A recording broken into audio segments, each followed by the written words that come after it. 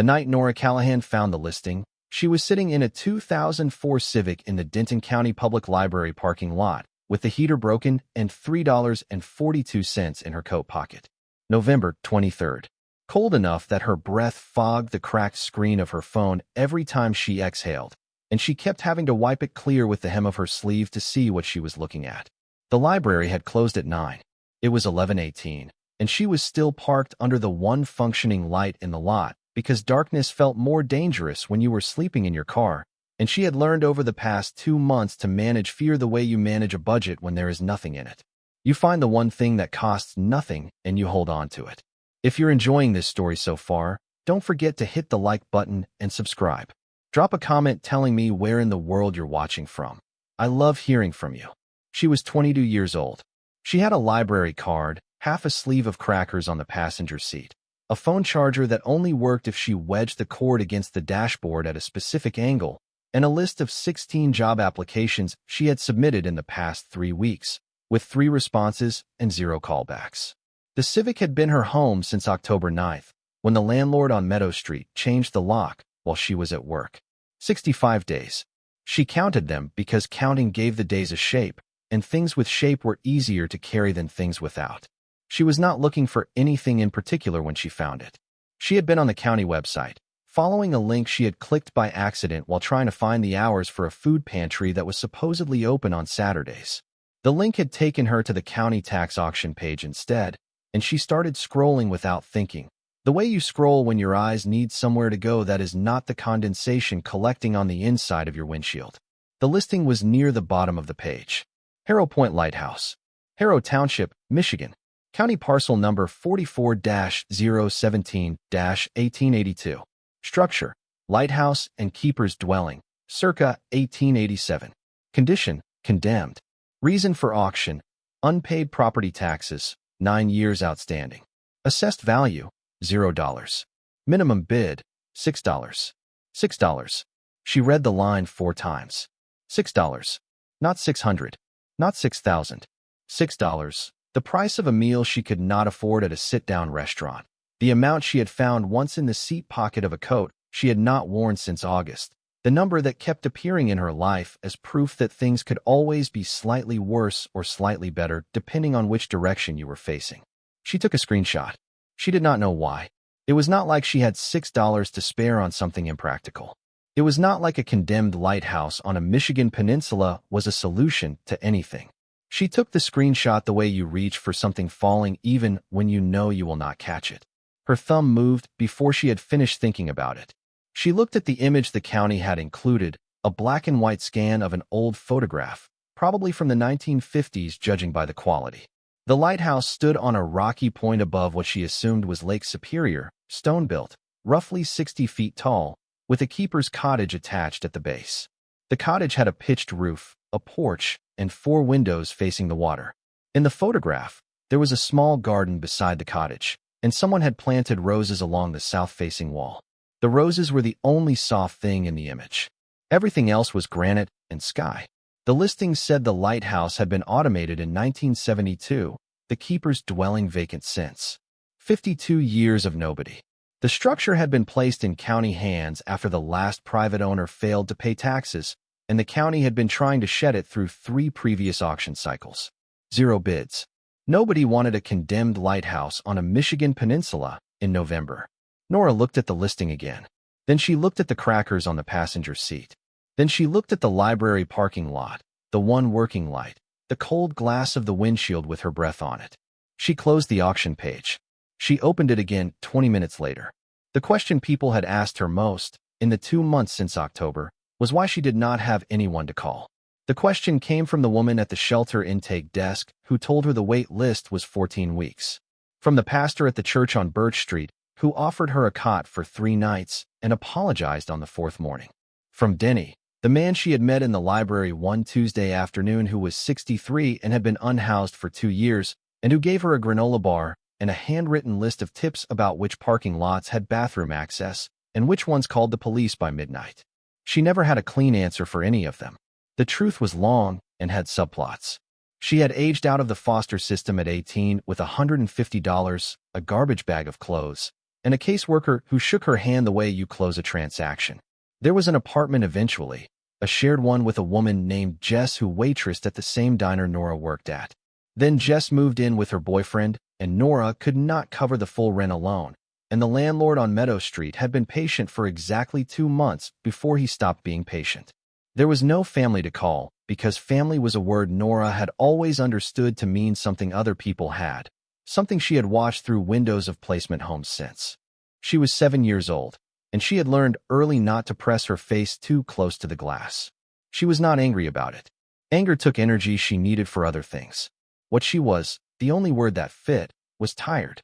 The kind that did not respond to sleep, that had accumulated over years of moving through a world arranged by and for people who had other people, who had phone numbers for when things went wrong, who had somewhere to go when a landlord changed a lock.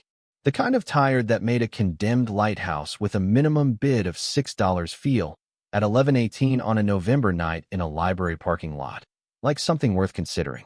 She looked up Harrow Point. It sat in Michigan's Upper Peninsula, about 40 miles east of a small town called Belhaven on the southern shore of Lake Superior. Nearest grocery store, 12 miles from the Lighthouse Road. Nearest town of any size, 45 miles. She found a color photograph on a local history website, probably from the 90s, showing the lighthouse from the water.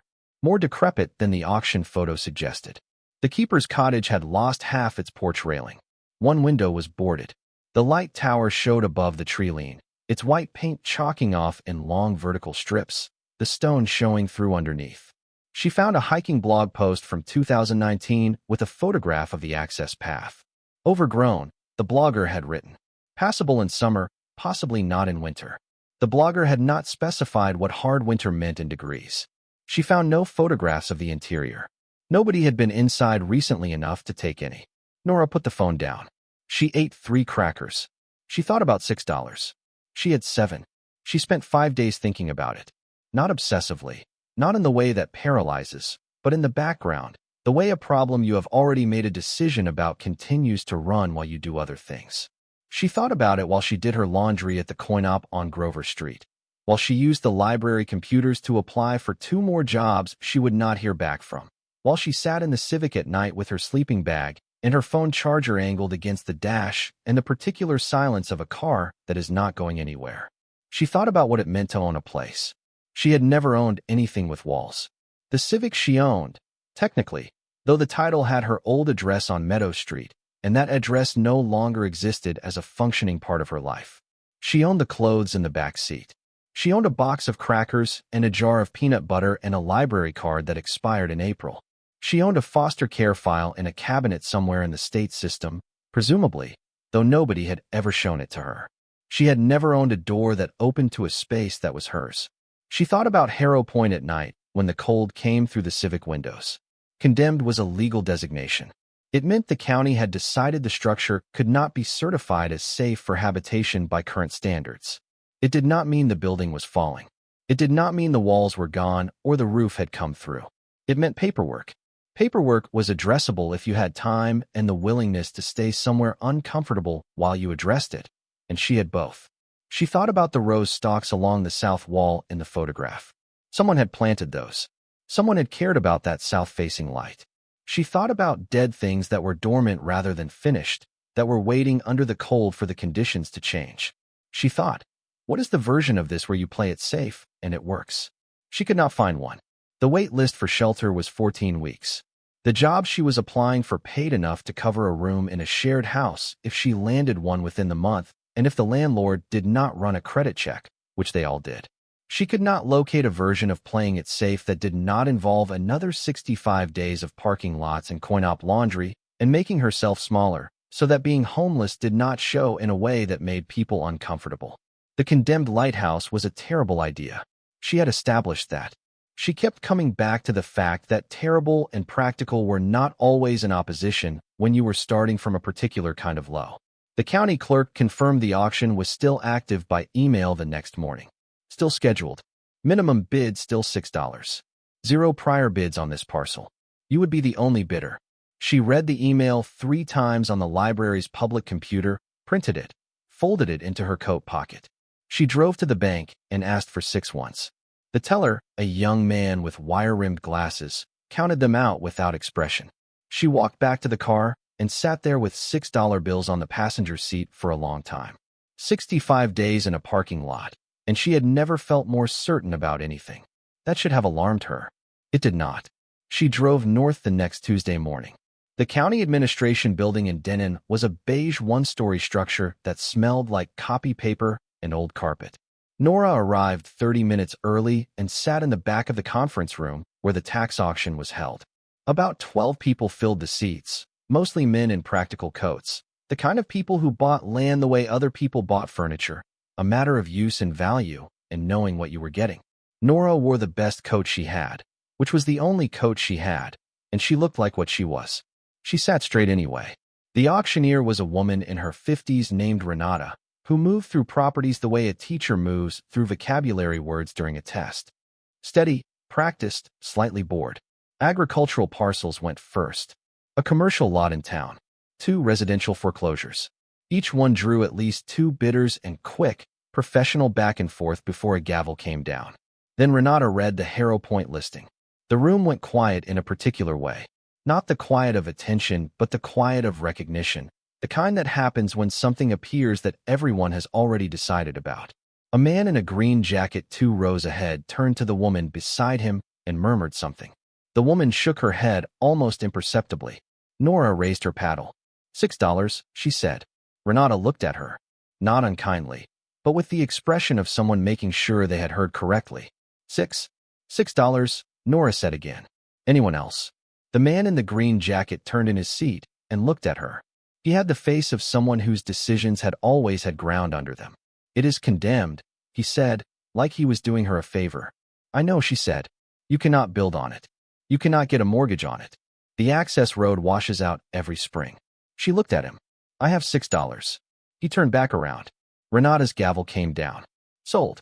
The county clerk, a man named Warren Frisch who had processed these auctions for 11 years, walked her through the paperwork afterward in a side office with a dying plant on the windowsill. He pushed the deed across the desk. She signed it. He notarized it with the care of someone honoring a process they privately considered pointless. You are the youngest buyer we have had on a property like this, he said. She folded the deed. How old are your other buyers usually? He considered. Retired, mostly. Sometimes a developer comes in. This one, nobody has touched in 4 cycles. Nora tucked the deed into her coat pocket beside the library card. What is wrong with it? She asked. Besides the condemned part. Frisch picked up a pen and set it back down. The structure report is in your packet.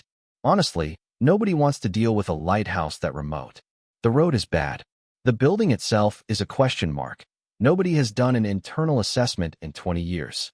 Could be sound, could be falling in on itself. She nodded. He studied her. You have somewhere to stay while you figure this out? She thought about the Civic. The crackers. The parking lot. I will manage, she said. She drove north that afternoon with the deed on the passenger seat and the heater running on its lowest setting, which produced something between warmth and the memory of warmth. The landscape changed gradually, flat farmland giving way to pine and birch, and the particular northern Michigan sky that had less blue in it and more of whatever color comes before weather. She stopped once for gas and once to use a bathroom, and by the time she turned off the state route onto the county road toward Harrow Point, it was just past 2 in the afternoon and the light was already thinking about leaving. The county road was paved for the first 6 miles. Then it became gravel, then a track with grass growing down the center between 2 dirt ruts that the Civic followed with some complaint. She drove slowly, watching for the turnoff the clerk's packet marked with a rusted green signpost. She found it after about 2 miles. It said Harrow PT. The lettering had nearly rusted away. She turned. The Lighthouse Road was more of an intention than a road. Stones and compressed soil, and places where the surface had washed out and been partially repaired by gravel somebody had dumped years ago without measuring what the road needed. Pine branches scraped the car on both sides. She crept forward, watching. The tree thinned. She came out of it suddenly, the way you come out of a tunnel. There it was.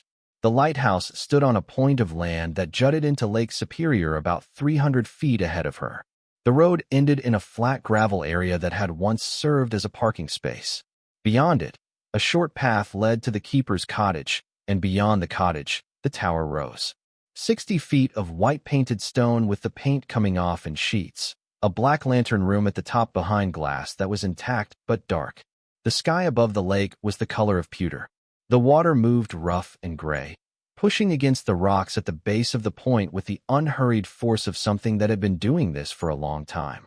Nora turned the engine off. She sat for a moment and looked at it. It was the ugliest building she had ever owned. It was the only building she had ever owned. It needed paint and a new porch rail and whatever an internal assessment turned up, which could be anything. The boarded window she had seen in the photograph was still boarded. A crack ran from the roofline down to the foundation on the south wall. The garden along that side was 12 inches of frozen ground and dead stalks. She got out of the car.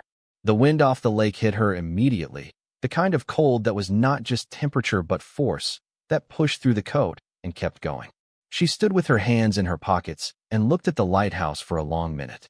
It looked back. She had 89 cents. She had a Civic with a quarter tank of gas, the clothes in the back seat, a box of crackers, and a deed with her name on it.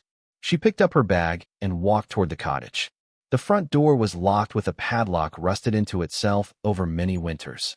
She found a flat stone near the foundation and tried it against the lock. Nothing. She walked the perimeter of the building. The boarded north window had a board that was not properly seated, its bottom edge lifting away from the frame where nails had pulled free. She worked it with her fingers until it came loose enough, then farther, until she could get her arm through and feel for the latch. It opened. She climbed through, landed on the cottage floor with one knee on cold wood and her bag against the wall. Less dignified than she would have liked. She pulled out her phone and turned on the light. The beam cut through a room that had been left midlife and then abandoned. A table with 3 chairs. A wood stove with a kettle still sitting on top of it. A shelf of books, their spines dark with age. A coat hook on the wall with a green wool cap hanging from it, dry and stiff, the shape of a head still pressed into it. The kind of cap a person puts on and takes off 1,000 times and one day does not come back for. The floor was hardwood, warped in places but not soft. The walls were plaster, with water stains near one corner ceiling, the brown kind that bloom when a roof lets water in over several seasons. But the ceiling was intact. She went through the other rooms with the phone held up. A kitchen with a hand pump at the sink, a propane range, and cabinets with dishes and canned goods so old the labels had gone colorless. A bedroom with a metal frame bed and a mattress that had seen better decades, a wool blanket folded at the foot. She touched it. Dry. The particular weight of something made to last. A bathroom with a composting unit that was cracked but functional in the basic mechanical sense. She went back to the kitchen and tried the propane stove. Turned the knob. Nothing ignited, but the smell of propane came through faintly, which meant the line was not empty. She found matches in a drawer beside the sink, old wooden ones in a tin, tried 3 before one caught. Held it to the burner. The gas lit with a small womp of blue flame. She stood there looking at it for a moment. Then she laughed. Not because anything was funny. Because she had just lit a stove in a condemned lighthouse she bought for $6, and it worked, and sometimes the body needed to do something with that particular feeling, the one that arrives when a single thing goes right after a long run of wrong. The laugh echoed off the plaster walls and died in the corners. She went to get the rest of her things from the car. The first night at Harrow Point was the coldest of her life, and she had spent the previous 2 months in a Civic in Michigan in November, so that was saying something. The wood stove in the main room took 3 attempts to draw properly because the flue was clogged with the remnants of a bird's nest. She found a length of wire in the closet and cleared it by feel, which took an hour and left her with soot on her face and hands, but a stove that finally drew clean. She burned broken porch railing for fuel.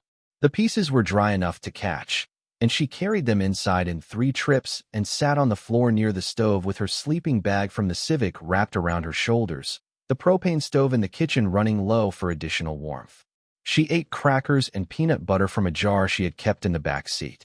She watched the fire. The cottage made sounds at night, not alarming ones. The sounds old buildings make when the temperature drops and wood and stone contract, when wind finds the gaps in window frames, when the whole structure shifts the way things do after years of being alone, and then suddenly, unexpectedly, having someone in them again. She recognized the sounds. They were not unlike the sounds the Civic made in the cold. The language of old things held together by stubbornness and the general refusal to give up what they were.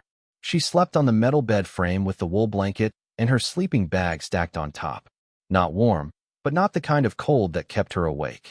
She woke twice to tend the stove and once because a branch hit the north window hard enough to sound like a knock. In the morning, the light coming through the east-facing cottage windows was white and flat, the sky the color that comes before snow. She made coffee on the propane stove with a dented percolator she found in the cabinet, used ground coffee from a tin that was stale, but still technically coffee. She drank it standing at the kitchen window looking at the lake. The lake was different in the morning. Less gray, more steel. The waves were lower, and the light caught them at an angle that made the surface seem almost mechanical, endlessly repeating. She watched it for a while and felt something she had not felt in 67 days. Still, if you're hooked on this story, make sure to subscribe and turn on notifications so you never miss an upload. Your support means everything and helps me bring you more emotional stories like this one. After coffee, she went looking. She had been in every room of the cottage the night before, but looking in the dark with a phone flashlight was different from looking in daylight. Daylight showed her things the beam had compressed into shadow, details that now had dimension. The shelves in the main room held 37 books. She counted them. Most were practical, navigation charts and binders, a manual for a Fresnel lens mechanism, 2 editions of the Light List published by the Coast Guard, a general atlas dated 1961. But there were also novels, Steinbeck and Hemingway, and a few paperbacks whose covers had come free, leaving the spines bare. A Bible with a cracked spine, its pages soft from handling. A dictionary so worn the cover had separated from the binding. On the bottom shelf, pushed to the back, was a wooden box roughly the size of a shoebox with a simple latch on the front. She pulled it out. Dust came with it. She set it on the table and opened the latch. Inside were ledgers. Not modern ones. These were proper bound ledgers, cloth-covered boards, and sewn bindings. 6 of them, different sizes, their covers. In varying stages of deterioration. She lifted the top one. The cover was green cloth, faded to something near gray. She opened it. The handwriting inside was small and precise. The letters formed with the deliberate care of someone who wrote slowly and meant every word. The pen had been real ink, not ballpoint, and the lines were steady. The paper had yellowed to the color of old cream, but remained legible, firm, not brittle. At the top of the first page, in a slightly larger hand than the rest, were 3 lines. Keeper's log. Harrow Point Light Station. Elias Morton Marsh, head keeper, April 1921. Nora pulled out a chair and sat down. She turned to the first entry. April 14th, 1921. First day of the season. Ice broke on the 11th passage, now clear. Light in operation as of 0600 hours. Lens mechanism cleaned and in good working order. Weather, clear, wind from the NW at 12 knots. Water temperature, 38 degrees. I have brought my personal belongings into the keeper's dwelling and find the quarters adequate. The previous keeper, a Mr. Hollis, has left the station in reasonable condition. The stove draws well. The garden will need attention. I have already noted that the south-facing wall receives good light. I intend to plant roses. She looked up from the page. She looked out the cottage window at the south wall, at the dead stalks in the frozen ground outside. He had planted them. They were still there, dormant under the cold, waiting. She turned back. April 15th, 1921. Light station operating normally. Visibility good. No vessels in distress. I have taken inventory of the lens room and found the mechanism in better condition than I expected. The Fresnel lens shows no clouding. The prisms are clean. A lens like this, properly maintained, will outlast any of us. This fact strikes me as both encouraging and somewhat pointed. The entry was not what she had expected. She had imagined a keeper's log to be dry and functional, a record of weather and mechanical status, and nothing more. This one was those things, yes, but there was something else in it. A voice. The word somewhat was doing something, carrying weight that a pure record keeper would not bother with. This man was thinking while he wrote, putting things in that he did not strictly need to put in. April 17th, 1921. Passing vessel at 0340 hours. Northeast Channel, running lights visible. Identified by signal as the SS Margaret Clare out of Duluth. Acknowledged. No distress. Weather deteriorating. Wind now from the NW at 22 knots. Squall by morning. I have checked the mechanism twice. There is a pleasure, I find, in double-checking things not because you doubt your work, but because repetition in careful work becomes a kind of faith. She stopped at that sentence. Read it again. There is a pleasure in double-checking things not because you doubt your work, but because repetition in careful work becomes a kind of faith. She did not know what she expected from the log of a lighthouse keeper from 1921. She had not expected something like that. She had not expected to read one sentence and feel recognized by it. The way you feel recognized by something a stranger wrote 100 years ago that names something you have been carrying without a name for it. She turned the page. April 19th, 1921. Storm passed. No damage to station. Light operational throughout. I observed that during the peak of the storm, at approximately 0200 hours, the light cast itself across the water in a way that was difficult to describe in practical terms. I will try. The waves were high, perhaps 15 feet, and the wind was driving spray across the point. The beam swept through this and found the water beneath it, and for a moment I could see what a ship's captain sees from the water, a fixed point of light in conditions designed to erase fixed points. I thought then that this must be what it means to be useful, to be where you are supposed to be when the conditions are worst. She read the last sentence 3 times. Denny, the man who had given her granola bars and parking lot advice in the library, had told her something once. Not as advice, but as observation, the way people who have been unhoused long enough start speaking in observations rather than prescriptions. He had said, some people stay and some people go. The ones who stay are not tougher. They just found the place they are supposed to be, and they stayed in it. She had thought about that a lot since October. She had not known what he meant by it then. She was beginning to think she might know now. She spent the morning reading. The logs spanned from 1921 to 1948, 27 years of daily entries in 6 volumes. Elias Marsh had been at Harrow Point through 2 world wars, through the Depression, through the year the lake went angry enough to take 3 ships in a single November, through the winter of 1934 when the temperature dropped to 41 below zero, and he had to chip ice off the lens housing with a mallet every 4 hours to keep the light turning. Through all of it, the same hand, the same small, deliberate letters, the same refusal to write anything he did not mean. She learned him entry by entry. He had come to Harrow Point from a smaller station near the Straits of Mackinac, where he had served as assistant keeper for 3 years under a man he described only as adequate, which was clearly not a compliment. He had applied for the head position at Harrow Point because it was remote, and because he had decided at 31 that he preferred the company of water and weather to the company of most people. This decision, he wrote, had proved sound. He was meticulous. Every entry included weather readings, visibility estimates, vessel sightings, and mechanical notes. He logged his sleep, not obsessively but regularly, noting when conditions had kept him up and how he compensated. He logged what he ate, plain entries, bread and salt pork, beans, coffee, whatever came on the supply boat's quarterly run. He noted when the supply boat ran late, which happened often. He adapted.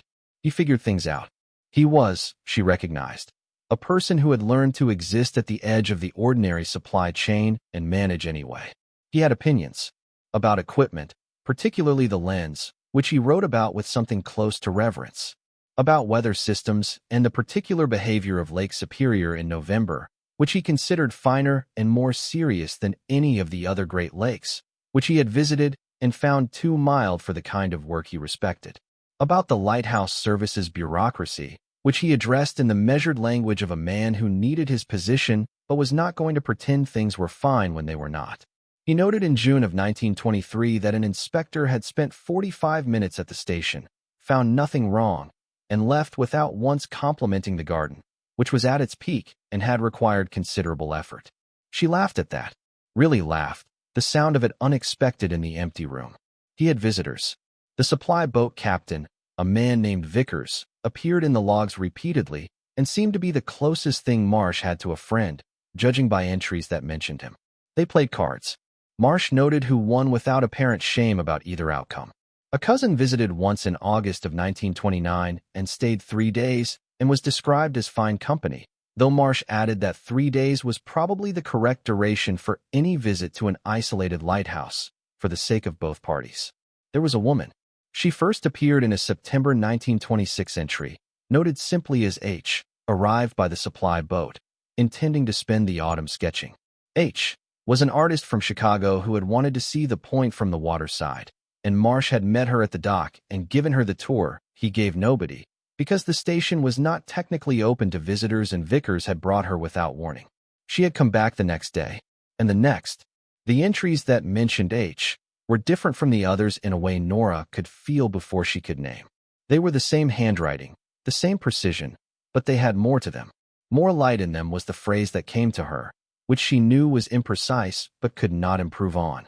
By October 1926, H had a full name. Helen Verch, from Chicago, who had a studio there and a life there, but who had come to Lake Superior in September following what Marsh described as a personal difficulty that she did not elaborate on and I did not ask about, as it seemed clear she had come here to be somewhere that required no elaboration. That I understood. By November 1926, November 3rd, 1926, H left on the Vickers run this morning. The season is closing. She will return to Chicago. I walked with her to the dock.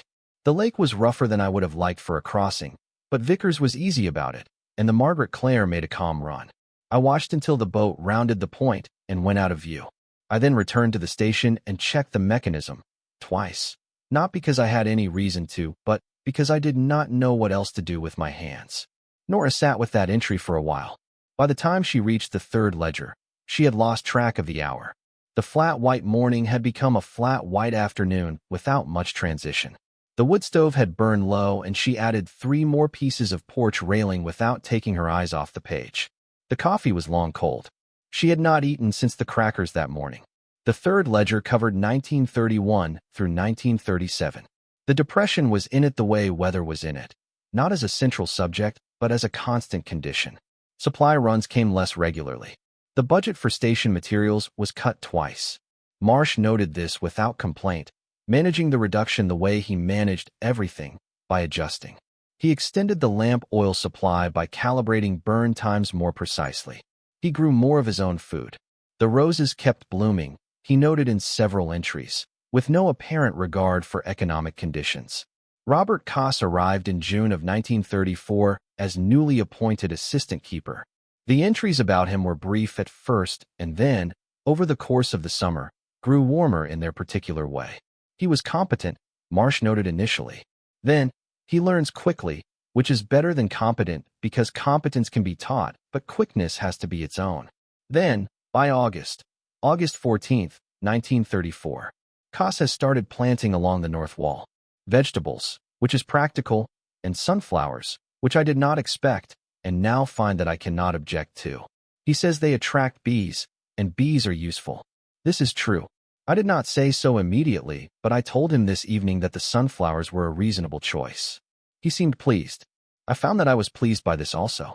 Elias Marsh, Nora thought, was a man who loved things without being comfortable about it. She kept reading. There were entries about the lake itself that she returned to more than once. Marsh wrote about Lake Superior the way some people write about a difficult relative, with respect and exasperation and a clear-eyed recognition that the power in the relationship did not belong to him. He wrote about the water in November as a category of its own, different from the water of every other month, heavier somehow, more serious in its intentions. He recorded gales with a precision that was almost clinical and then occasionally added a single line that carried more weight than the 20 lines of weather data before it. November 14, 1936.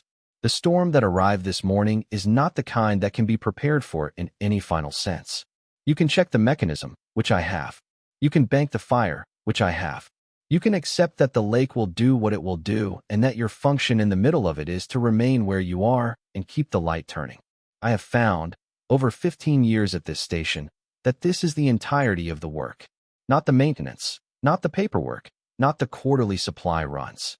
The work is staying, in conditions that argue against staying, so that the light does not go out. Everything else is procedure. She stopped at that and did not turn the page for several minutes. There was also this, from an entry in June of 1933, during a week of clear weather when nothing happened on the lake worth recording, and Marsh had written an entry anyway. June 22, 1933. Nothing to report from the station. Light operational. Mechanism clean. Weather fair. Visibility 20 miles. I spent the afternoon in the garden and the evening reading. I have been thinking about the people on the ships that pass this point at night. They see the light. They may or may not think about who keeps it. Most likely they do not. This seems correct to me. The light is not interesting.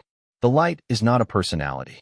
The light is what you need it to be, which is present and fixed and reliable, so that you can orient by it and go where you are going. I have always thought that this was the right kind of useful, the kind that asks nothing in return. She sat with that for a moment, looking at the window. Outside, the lake moved under the flat afternoon sky, doing what it had been doing for longer than the lighthouse had been standing. She kept reading. She found the first unusual entry on the 43rd page, dated October 3rd, 1939. She almost missed it because it came between two ordinary entries, a weather record and a mechanism inspection. The handwriting was the same, but the tone had changed in a way that was subtle enough to miss if you were not paying attention to tone. October 3rd, 1939. I have completed the work that I have been considering for several months. The details are not something I intend to record here in their particulars, but I will say this. The station has a longer history than its official record reflects, and certain elements of that history are worth preserving in a way that the Bureau would not sanction and would not understand. I have therefore arranged for this preservation myself, in a manner consistent with the permanence of the structure. It required 4 days of careful work, mostly at night. Koss asked no questions, which is one of the many things I have come to rely on him for. I am satisfied with the result. Whether anyone else will ever be is a question I leave to time. Nora read the entry again, then a third time. The station has a longer history than its official record reflects. Certain elements of that history are worth preserving. I have arranged for this preservation myself, in a manner consistent with the permanence of the structure.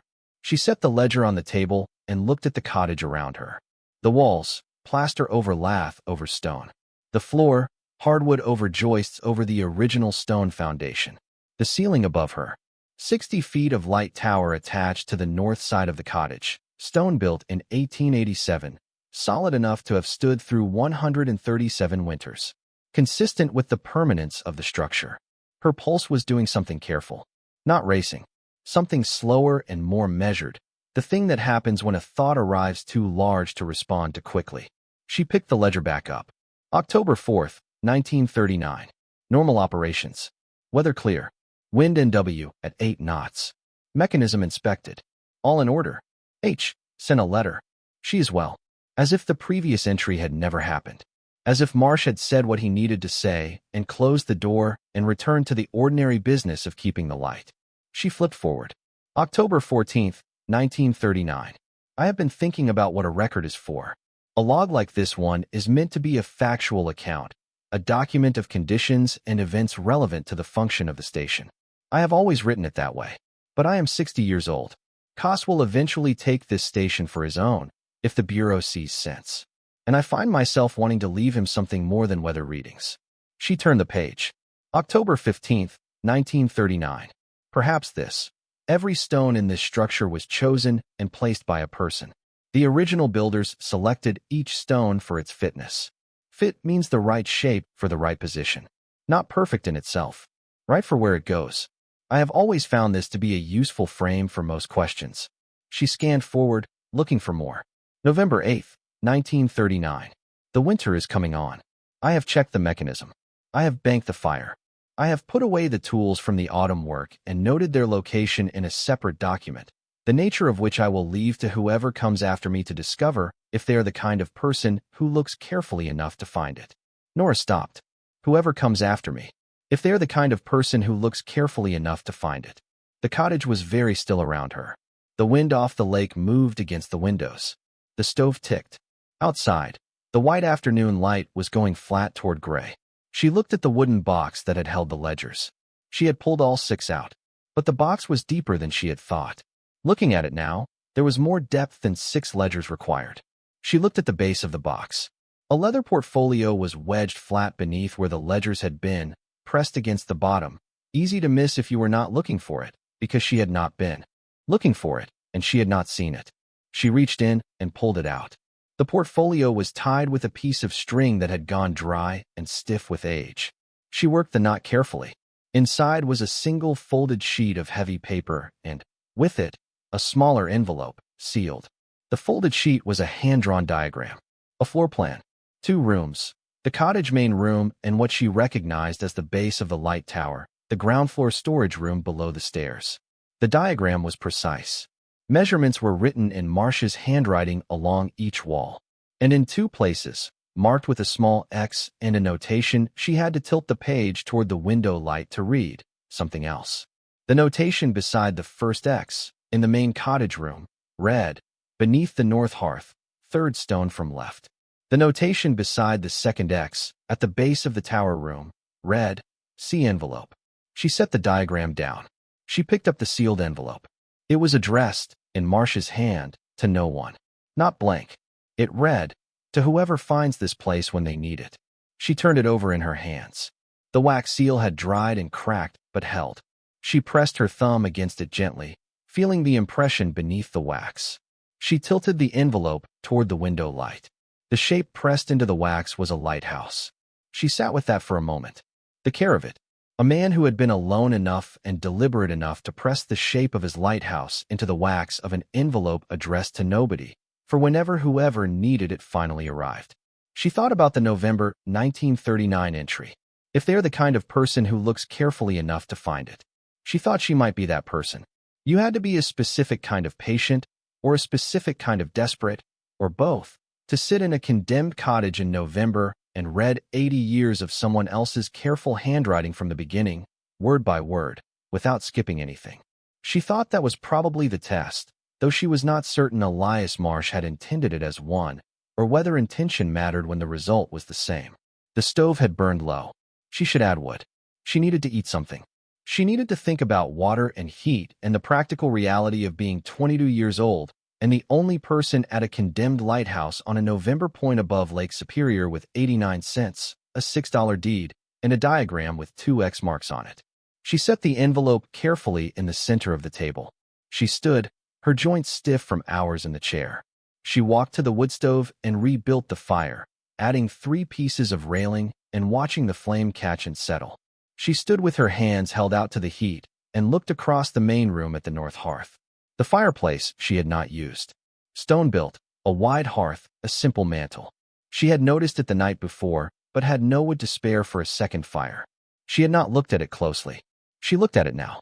The stones along the bottom of the hearth were large, flat, fitted close together, each one chosen with the particular care of someone who understood that fit meant right for where it goes, not perfect in itself. She counted from the left. 3rd stone from left. She looked at it for a long time without moving. The fire behind her was warm on her back. Outside, the lake moved in the gray light, doing what it had been doing for longer than the lighthouse had been standing, longer than anyone who had ever lived in this cottage had been alive. She thought about what Marsh had written in October of 1939. I have therefore arranged for this preservation myself, in a manner consistent with the permanence of the structure.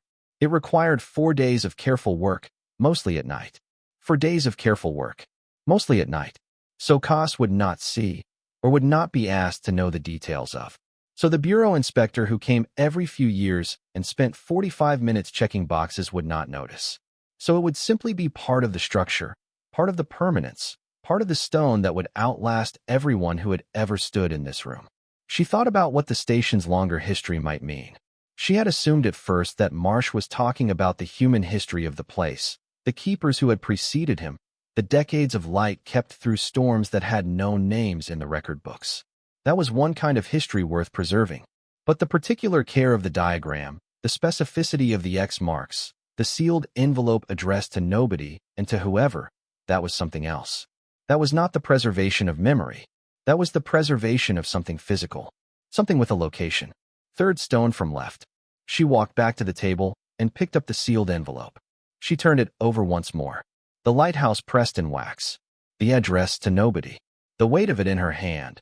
A piece of paper that had been waiting in the bottom of a wooden box for longer than she had been alive, for exactly this, for whoever found this place when they needed it. She thought about the chain of it. Elias Marsh writing his logs for 27 years in a room she was now sitting in. Writing them with enough care that a person reading them, decades later, on a cold afternoon in November, could hear a voice in them that felt like someone she had known.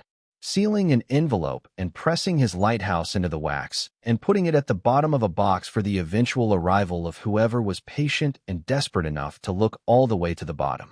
The roses he planted along the south wall that were still in the frozen ground outside, dormant, waiting for conditions to change. She had always thought of being alone as something that accumulated, a weight that grew heavier the longer you carried it. But this room, this particular collection of objects left by a man who had been alone for long stretches and had never, it seemed, stopped talking to whoever might come after, this room felt different.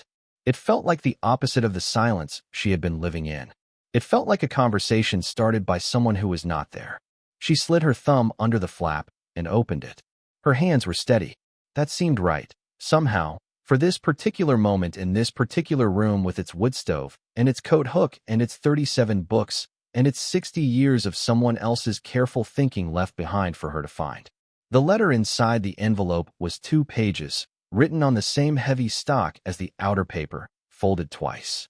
The handwriting was Marsh's, smaller than his log entries, as if he were fitting more in than the space would comfortably hold, but still legible, still precise. She set the envelope down and held the pages in both hands, angled toward the window light, and began to read. November 9th, 1939. To whoever opens this. If you have come this far, you have read the logs. I expect that of whoever finds this envelope, because anyone who takes the time to read 20 years of daily entries before looking for what lies beneath them is someone who understands that things have context, and that context matters more than most people are willing to give it credit for. If you have not read the logs, I will ask you to do so before acting on anything that follows. They are not decoration. They are the reason. My name is Elias Morton Marsh. I have kept this station since April of 1921, and I intend to keep it until my health will no longer permit, which I estimate to be some years yet, though the lake has opinions about such estimates, and I have learned not to present mine too confidently. I am 60 years old.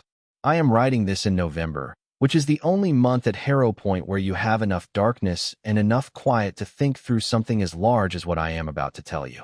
The station has a longer history than its official record reflects. I wrote that in the log yesterday, and I meant it precisely. When I arrived at Harrow Point in April of 1921, I found the station in the condition you would expect of a place that had changed keepers after a long tenure. The previous head keeper, a man named Hollis who had been here only 3 years, had left nothing unusual. But before Hollis was the man who built this place from the inside out, whose name does not appear in the Bureau's official correspondence because he preferred it that way and knew well enough how to keep a record selectively. His name was Jonas Calloway. He kept this light from the day it was commissioned in the autumn of 1887 until the day in March of 1912 when his heart stopped while he was checking the lens before dawn. He was 68 years old. He had spent 25 years at this station, and he died at the top of the tower with the lamp still burning, which was not a bad way to go by any measure I can apply to such things. Calloway left no family and very little that the Bureau's accounting could find. What he left, what I found in my first weeks here when I began the thorough cleaning that any new keeper owes a station, was a trunk, cedar-lined, pushed far under the bed in the keeper's bedroom, which is the room where you are presumably sleeping now, or have at least noticed the metal frame and the wool blanket I left folded for you at the foot. The trunk was locked. It took me 2 weeks to find the key, which he had taped to the underside of the lowest shelf in the kitchen cabinet, wrapped in oilcloth. I do not know why it took me 2 weeks to think to look there. Perhaps I was not yet ready to know what the trunk contained. Inside the trunk were 2 things, a journal and a tin box. She stopped, looked up from the pages. The cottage was very still. The stove ticked. Outside, the lake moved in the pewter afternoon light, indifferent and enormous. She looked back down. Calloway's journal covered the years 1887 through 1910, written in the uneven hand of a man whose education had been practical rather than formal, but whose intelligence was not in question on any page.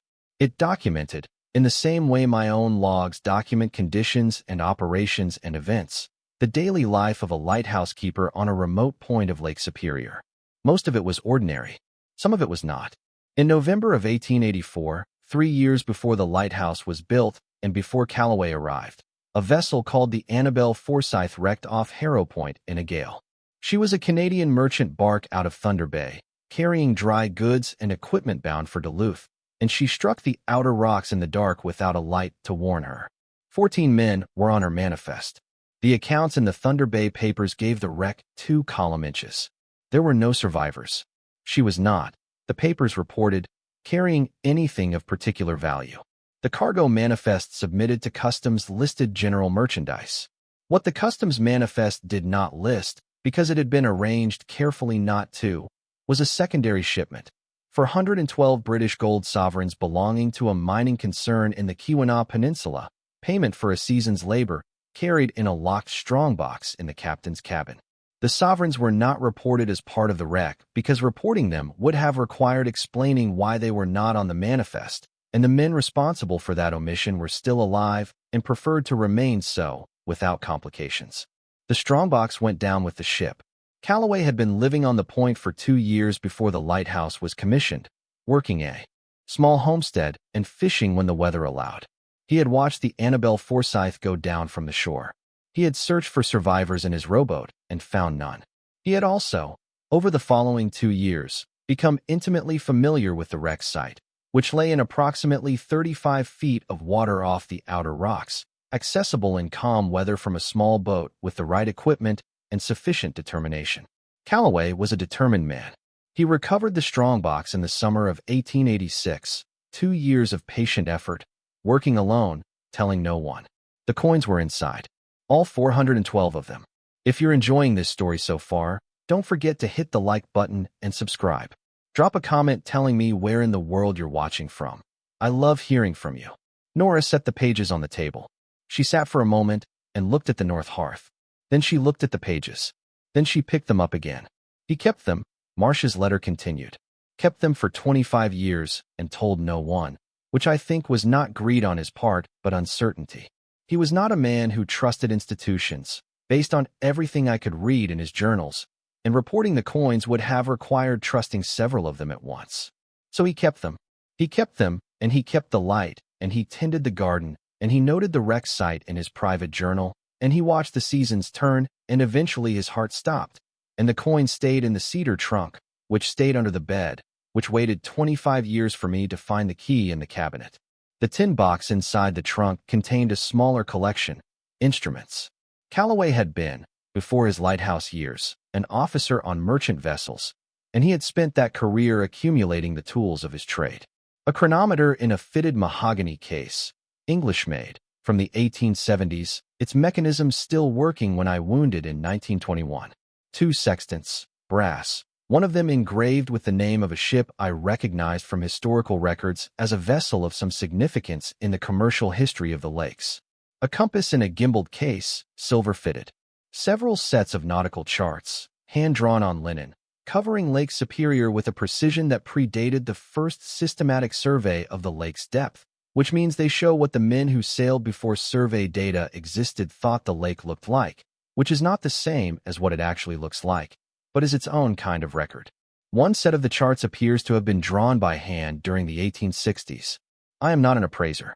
I do not know what any of these objects would be worth to a collector or a museum. I know that they are old, that they are in good condition, and that the chronometer kept running for 3 months after I wounded it before I put it back in its case. I know that the charts are the only things I have ever seen that made me feel the specific way you feel when you hold something irreplaceable. Whether that translates to monetary value, I leave to those better positioned to judge. What I have done in October and November of this year is this. I have moved everything from the cedar trunk. The coins are in 2 sealed containers now, in the location marked on the diagram with the first X. The instruments and charts are in sealed containers in the location marked with the second X, at the base of the tower. I used materials available to me at the station, and I worked carefully. I am satisfied that both locations are as secure as anything can be in a stone structure exposed to Lake Superior winters, which is to say, very secure, as the structure itself has proven over 52 years. I am not leaving this to you as a gift. I am leaving it because I do not know what else to do with it. Calloway did not know what to do with it either, and he made his decision, and his decision resulted in 25 years of a cedar trunk under a bed, which does not seem like a satisfying outcome for anything. I have thought about this for nearly 20 years since I found the trunk, and the closest I have come to a satisfying answer is the address on this envelope. To whoever finds this place when they need it. That is the answer. Whoever you are, whatever brought you here, if you have read the logs, if you stayed long enough to read them, then you are the kind of person who takes things seriously and gives them their proper weight. Take what is here. Use it for your life. That is what it is for. That is all any of this was ever for. There is one more thing. In the log, under the entry for April 19th, 1921, I wrote something about what it means to be useful. I wrote it because I believed it then and I believe it now. This station kept the light. The light was where it was supposed to be when conditions were worst. I hope whatever you find here does the same for you, that it is where you need it to be, at exactly the right moment. Take care of the roses. Elias Morton Marsh, head keeper, Harrow Point Light Station. Nora read the letter once from beginning to end, and then set it flat on the table and put her hands on top of it the way you press something to make sure it is real. 412 British gold sovereigns. Nautical instruments from the 1860s. Hand-drawn charts of Lake Superior that predated the official survey. All of it sealed into the walls of a lighthouse she had bought for $6 at a county tax auction 3 days ago with 6 $1 bills she had withdrawn from a bank account with $7 in it. She sat with that for a moment. Then she stood up and walked to the north hearth.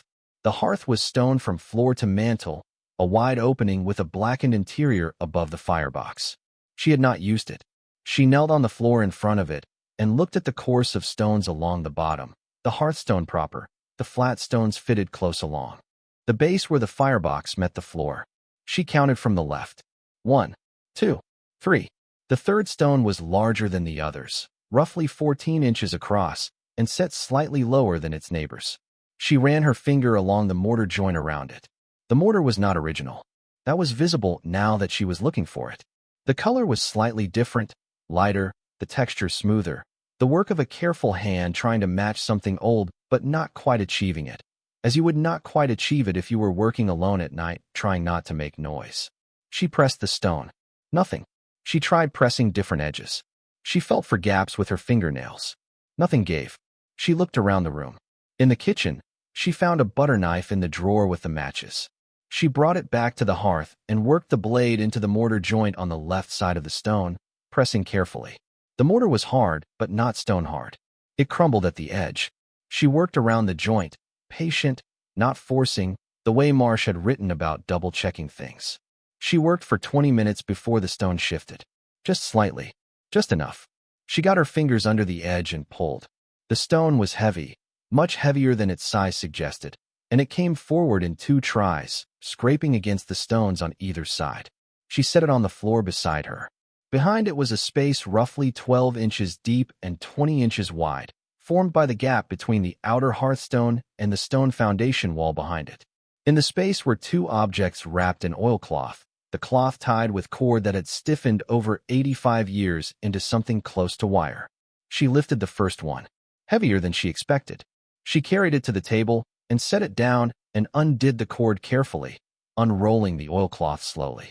A tin box, sealed with a wax bead along the seam. She worked the seal loose. Inside, packed in cloth that had been cotton once and was now a compressed fabric she did not have a name for, were coins. Gold coins, slightly smaller than a quarter, each one stamped with a profile she recognized after a moment as Queen Victoria. She counted the ones visible in the top layer and stopped counting at 20 because she was not thinking clearly and the number was not the point right now. The point was that they were real, that they were gold, that the weight of the tin box in her hands was the specific weight of something that had been at the bottom of Lake Superior for 2 years in the 1880s and in a wall in this room for 85 years since. She set the first package aside and brought the second to the table. Lighter. Inside the oilcloth, a leather folder, dry and stiff, containing what appeared to be documents. She opened the folder very carefully. The papers inside were old, fragile at the edges, but not destroyed. She could see columns of figures, handwriting in several different hands. She recognized the format after a moment as a manifest, a ship's manifest, with cargo items listed in one column and figures in another. At the bottom of the last page, a notation in different ink, added later, in Calloway's uneven hand, Annabelle Forsyth. November 14th, 1884. She stood there looking at the documents for a long time. A manifest for a vessel the official record listed as carrying general merchandise. A manifest that did not match the official record, with figures and columns that she could not read in full yet, but that had the specific weight of things recorded because they mattered, because someone needed the accounting to exist somewhere even if it could not exist where it was supposed to. She thought about what it meant to hide a record rather than destroy it. Calloway had kept the manifest. He had not burned it, had not let the lake take it. He had kept it the way you keep something when you are not ready to let it be gone, when some part of you believes the truth of a thing should outlast the circumstances that made it inconvenient.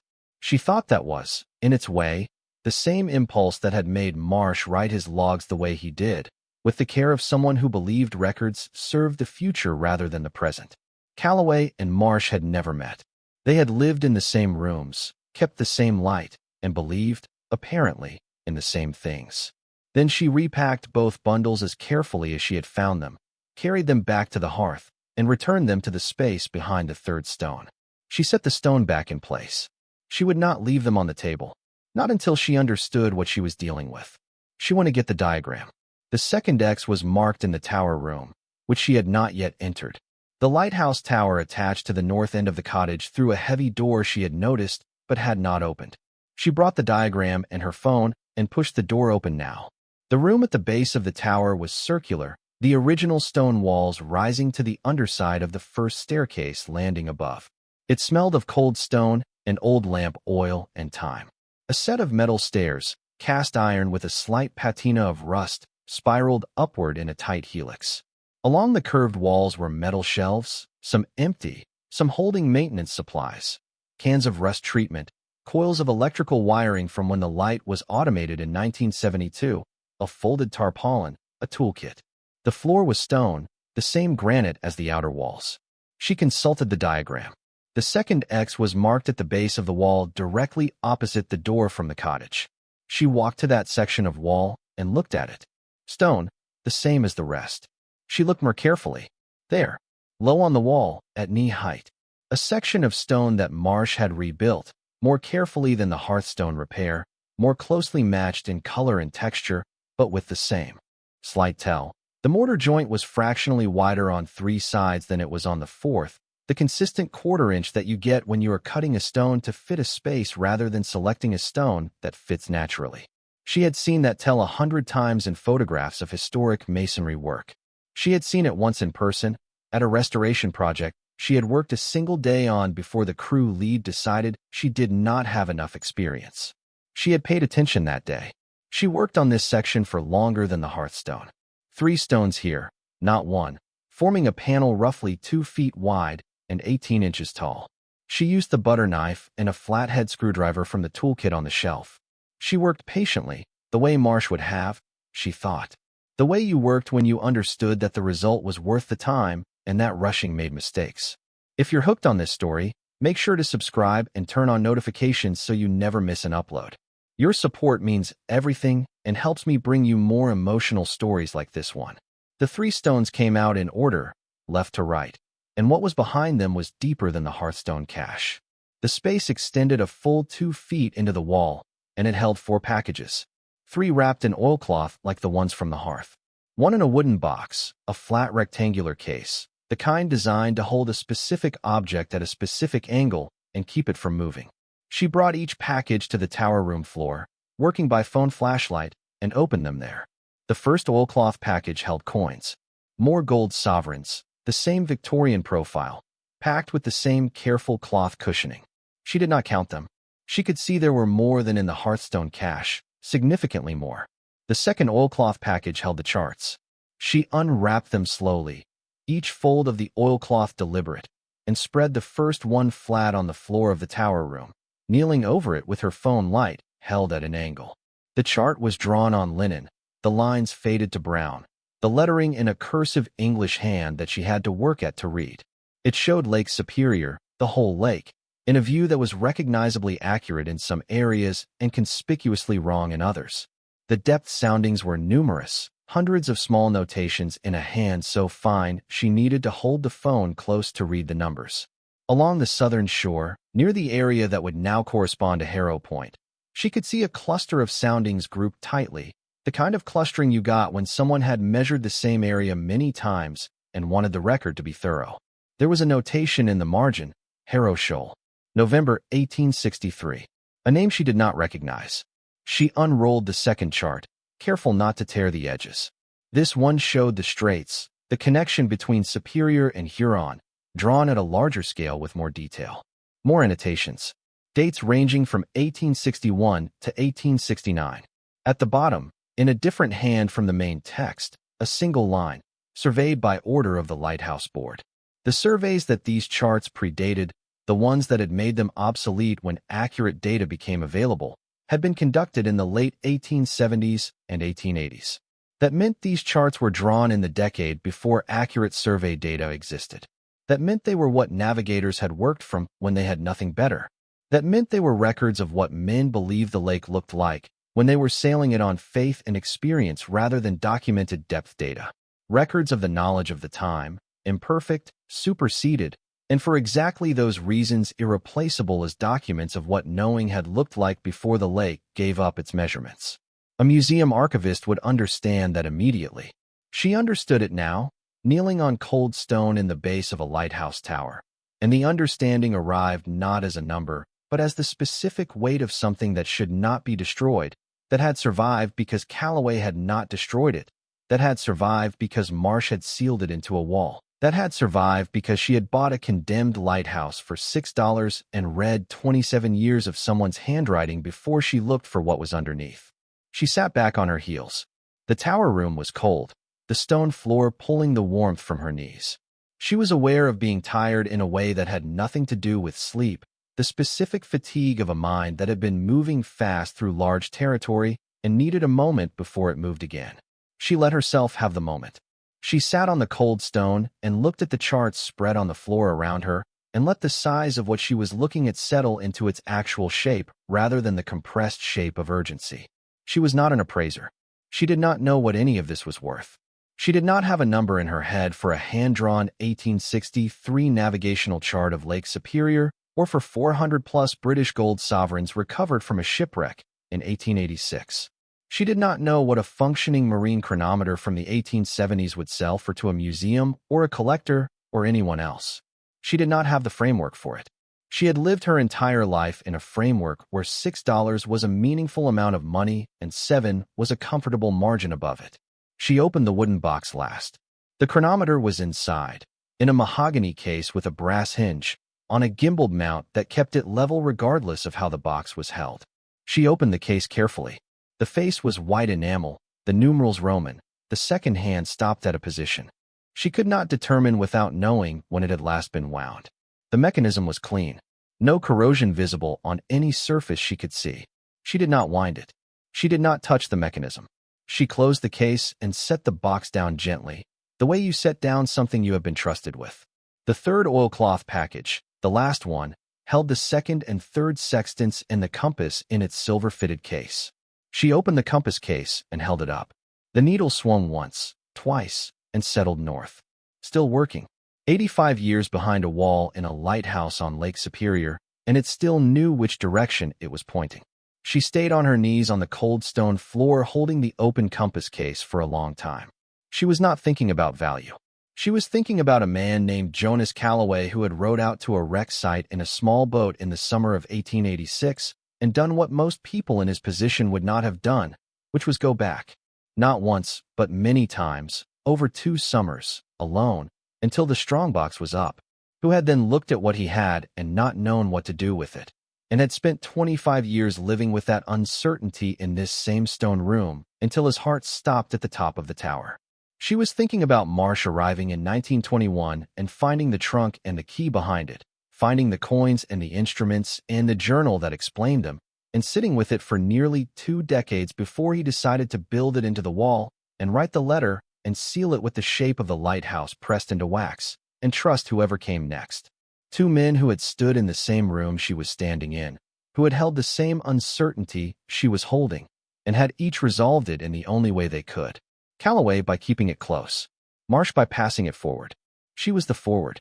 She was the person at the end of the line that had started on a wreck site in 1886, passed through a cedar trunk, passed through a stone wall, passed through a wooden box in a condemned lighthouse that nobody wanted, and landed in her hands on a Thursday in November because she had 89 cents and a $6 deed, and she had read 27 years of someone's careful handwriting before she looked for what was underneath it.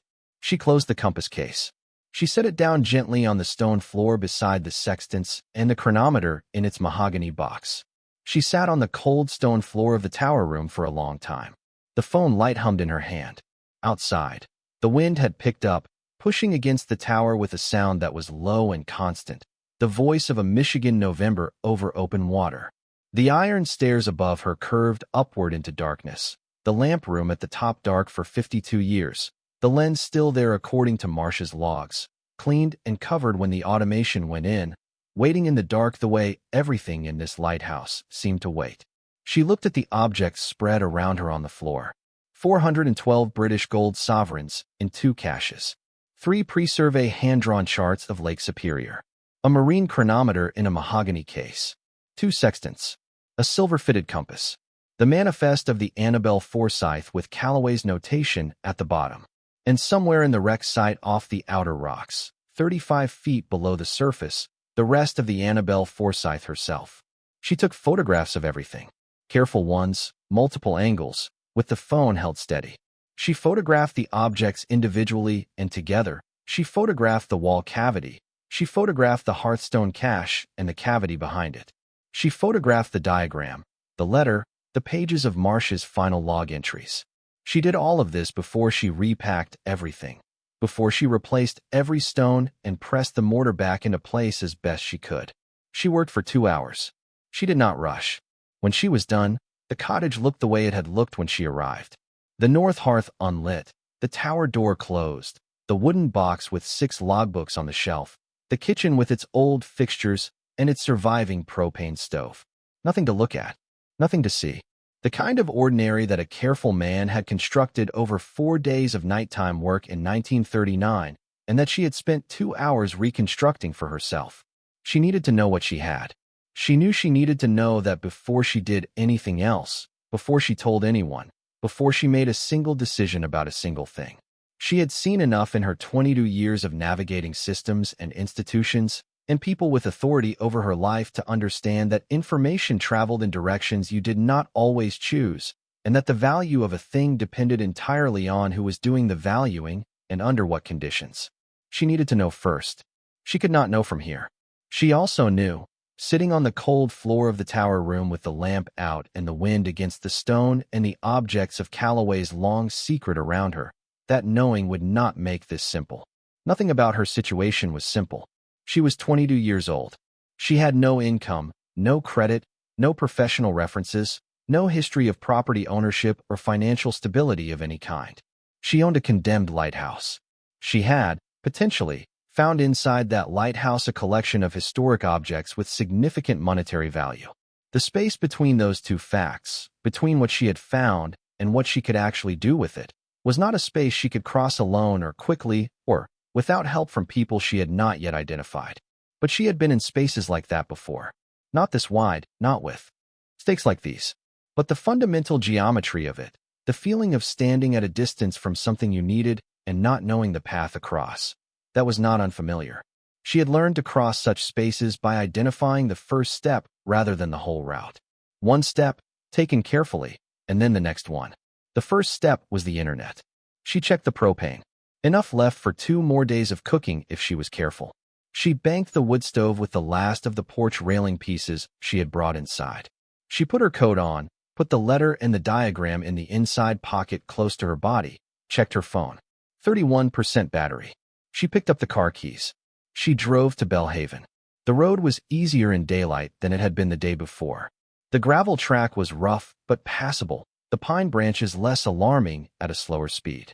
She reached the paved road in 20 minutes and the state route in another 10, and from there it was a long, straight drive through forest and clear-cut and the occasional farmstead, the landscape flattening toward a lake horizon she could see intermittently between the trees.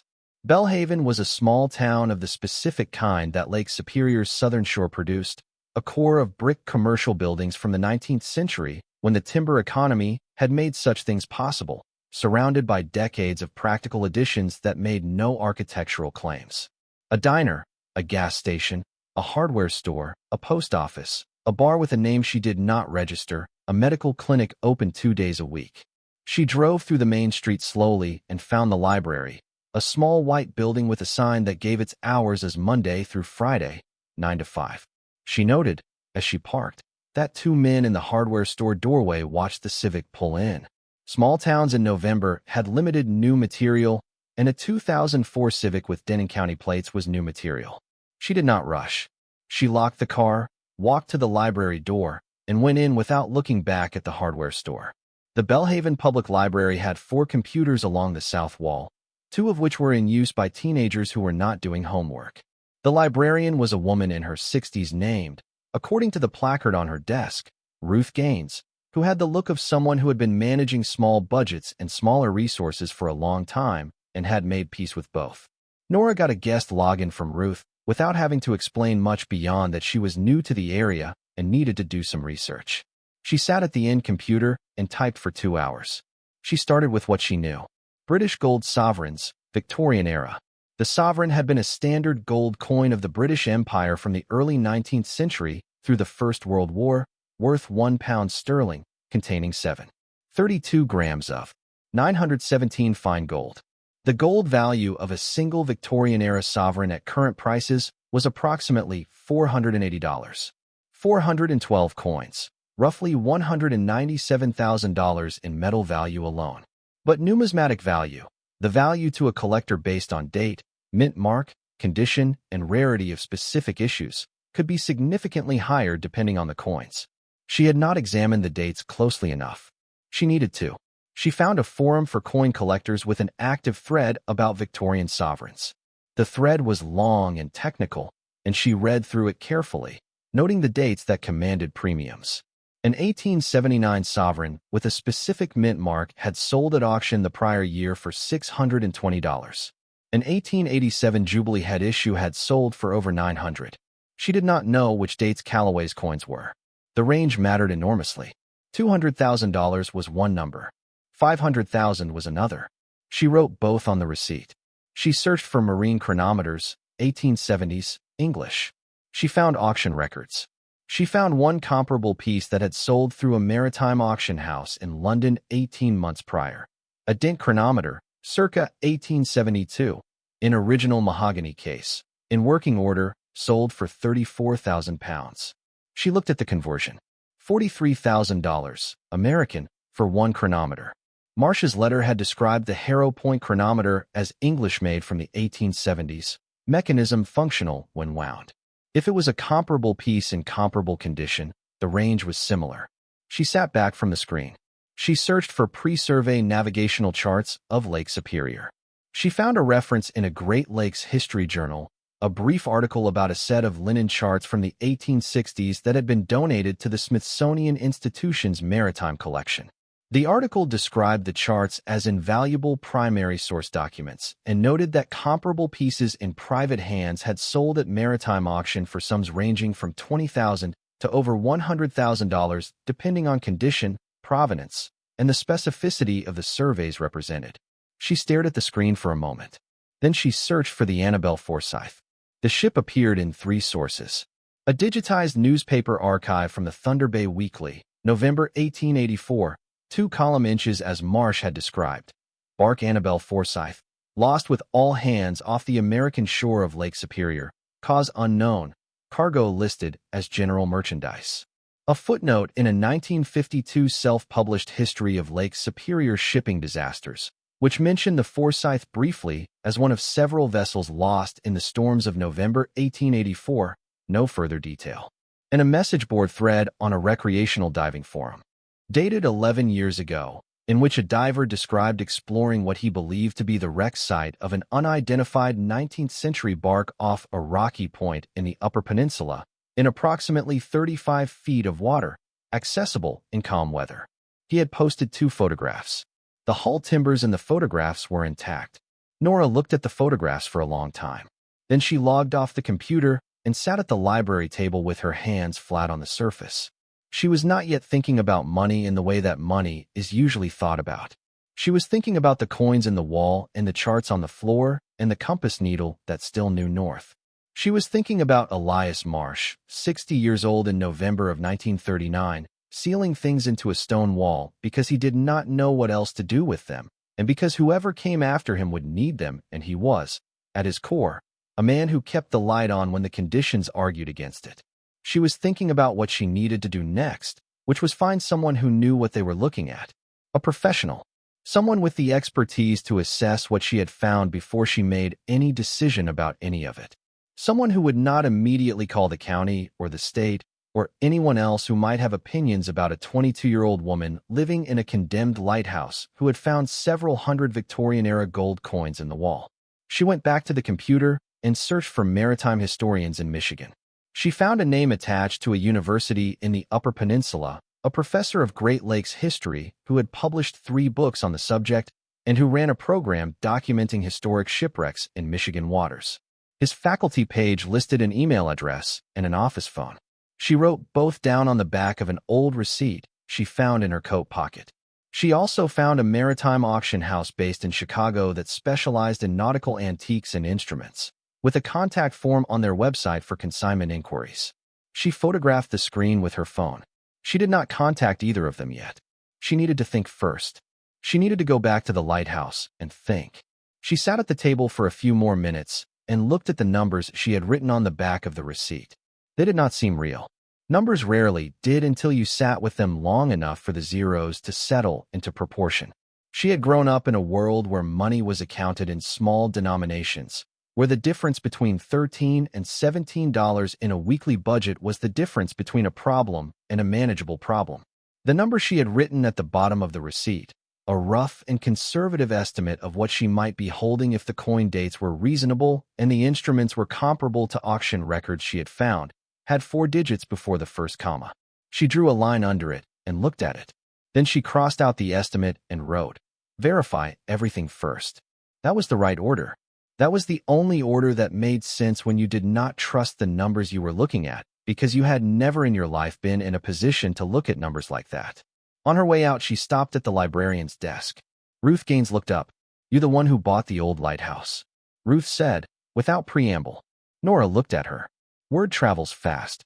Small town in November. Ruth's expression was neutral, not unfriendly. "Warren Frisch's wife plays bridge with my sister. You bought it for $6 at the tax auction on Tuesday." "Yes," Nora said. Ruth studied her for a moment. "You have somewhere to stay out there?" "I'm staying there." Ruth's eyebrows moved slightly. "The building is condemned." "I know that." Ruth looked at her for another moment. Then she opened a drawer, pulled out a business card, and set it on the desk. "County Code Office. If you are planning to make the place livable, they will want to know about it eventually. Better to tell them before they hear from someone else." Nora took the card. "What do you think of it?" Ruth asked. "The lighthouse." Nora thought about the north hearth, the tower room, the letter in her coat pocket. She thought about a compass needle that still knew north. "I think it is worth more than $6, she said. Ruth nodded, as if that were a reasonable thing to say. "Most things are." Nora drove back to Harrow Point. She thought on the drive. The numbers she had found in her research were ranges, not certainties. She did not know the specific dates of the coins, which determined numismatic value in ways that could move the total dramatically in either direction. She did not know the maker of the chronometer, which mattered for comparable auction prices. She did not have provenance documentation beyond Marsh's letter and Calloway's journal, which were primary sources, but were also the word of 2 dead lighthouse keepers whose accounts could not be independently verified without significant research. She thought about what it would mean to contact the maritime historian. He would want to see the objects. He would potentially want to involve other institutions. He would, as a matter of professional obligation, probably report the existence of a previously undocumented pre-survey chart collection to relevant authorities. That was his job. She needed to understand what that reporting meant for her before she made the call. She thought about the Annabelle Forsyth on the floor of Lake Superior, 35 feet down, hull timbers still intact 11 years ago, according to a diver on a message board. The wreck site was in Michigan waters. Historic shipwrecks in Michigan state waters were protected under the Michigan Bottomlands Preservation Act, which meant the wreck itself was not hers to claim or disturb regardless of anything else. But what Calloway had recovered from the wreck in 1886, before that legislation existed, before any such legislation existed, occupied a different legal space. The objects had been removed before the law protecting them was written. Their status in 1939 when Marsh sealed them into his walls, and their status now in the hands of whoever finds this place when they need it, was genuinely unclear. She thought about that phrase. Whoever finds this place when they need it. She had been reading it as addressed specifically to her because she had found the place and she had needed it. But Marsh had not known who would come. He had written it for someone he could not see, in a future he could not predict, on the faith that someone would eventually exist and would be the right person for reasons he could not specify. He had just left the light on and trusted the dark to deliver whoever was supposed to find it. She turned off the state route onto the county road and felt the road change under the tires, pavement giving way to gravel, the Civic adjusting its noise. The forest pressed in on both sides. Through the trees to the north, she could see the last of the light going off the lake, a pale line where the water met the sky, steady and still despite the wind. She had been driving for 40 miles. She had 89 cents. She had a deed and a letter and a diagram and a list on her phone and a compass needle that still knew north. She thought, this is where you were supposed to be. The cold came off the lake in a steady push. She could hear the water on the rocks at the base of the point, the particular sound that she had already, after 2 nights, begun to recognize as the baseline sound of this place, the thing that was always there underneath everything else. She went inside. She built the fire up from the low-banked coals and stood in front of it and looked at the north hearth across the room. Calloway had sat with this secret for 25 years. Marsh had sat with it for 18 before he decided what to do. She had been sitting with it for 9 hours. She thought that was probably long enough. She thought you could be careful without being paralyzed, and that patience was only a virtue up to the point where it became a way of not deciding. She had spent 65 days in a parking lot because she had not found a door to open. She had opened one. She was not going to stand on the other side of it and wait. She sat at the kitchen table and opened the notes app on her phone. She started making a list. The first item was, find out what you have exactly. Not approximately. Not in ranges. Exactly. The second item was, understand what belongs to you before you tell anyone that it exists. The third item was, call the maritime historian when you know the answers to 1 and 2. She looked at the list. Then she added a fourth item. Fix the porch railing. You are going to need the lumber. She sat with the list for a while. She had written lists in parking lots for 2 months, daily lists that were really just variations on the same list. Find a job, find a room, find a way through. Those lists had been about surviving the next 48 hours. This one was different.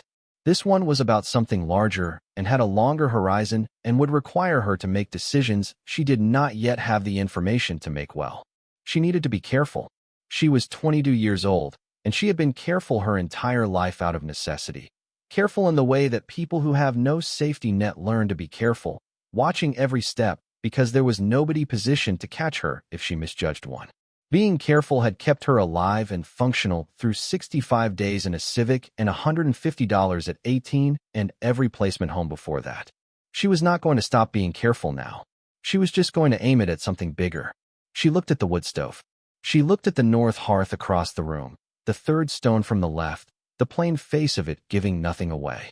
She thought, tomorrow she would examine the coins properly. She would note every date, every mint mark, every condition detail she could identify with her phone camera and a good light. She would do the same with the instruments, the sextants, the compass, the maker's marks, and any identifying engravings. She would build the complete inventory that she needed before she contacted anyone. She would be the kind of person Marsh had written his letter for, the kind who looked carefully enough. She was still sitting at the kitchen table with the stove going and the list in front of her when a car turned at the end of the Lighthouse Road, its headlights sweeping through the cottage window and lighting up the room for a moment before the car stopped and the lights went off. She had not been expecting anyone. She went to the window and looked out. A truck was parked beside the Civic in the gravel area at the end of the path. An older model, dark blue, one of the back corners showing rust that had been eating at the wheel well for at least a season or 2. Michigan plates, though she could not read the number from the cottage window in the dark. She could see a figure sitting behind the wheel. Not moving, just sitting, looking at the lighthouse. She had been alone at Harrow Point for 2 nights and most of 2 days. She had seen no other vehicles on the Lighthouse Road, which was expected given that the road led only here and she had not told anyone she was coming. Ruth Gaines knew. Warren Frisch, the county clerk, knew. The man in the green jacket at the auction knew she had won the bid. Beyond that, nobody had any particular reason to know she was at the Lighthouse, and none of those people had any reason to come to the Lighthouse at dusk on a Thursday in November. She looked at the diagram, still on the kitchen table. She looked at Marsh's letter beside it. She folded both carefully and put them in her coat pocket. The truck door opened. A man got out. He stood beside the truck for a moment in the cold, looking at the lighthouse, and then he started walking toward the cottage. He was tall, somewhere between 50 and 60, wearing a heavy canvas jacket and a wool cap. He walked without hurry, the deliberate pace of someone who had been somewhere cold before and had stopped rushing on principle. He stopped at the path to the cottage door and looked up at the light tower. He stood there for a moment the way you stand when you are looking at something you have been thinking about for a long time and are now looking at for the first time, or for the first time in a very long time. There was something specific in the way he looked at the tower, something she could not yet name from the cottage window, but that had the quality of recognition rather than curiosity. Curiosity was what strangers brought. Recognition was something else. Then he looked at the cottage window, directly at it, and Nora realized he could see her standing there, outlined by the light of the wood stove behind her. He raised one hand. Not a wave exactly, more like acknowledgement. The gesture of someone who had expected to find a person here and was confirming the expectation. She went to the door. She opened the door. The man on the path stopped about 10 feet away, which she appreciated. People who respected distance when approaching a woman alone at night were a self-selecting group, and the selection was generally favorable.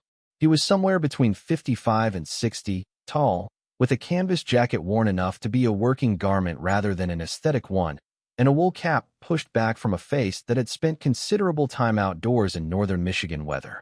He held his hands at his sides, visible, which also she noted. He looked at her, then at the cottage behind her, then at the light tower above it, then back at her. His expression was not predatory or aggressive or overly eager. It had the quality of someone who had been driving for a while to confirm something they already suspected.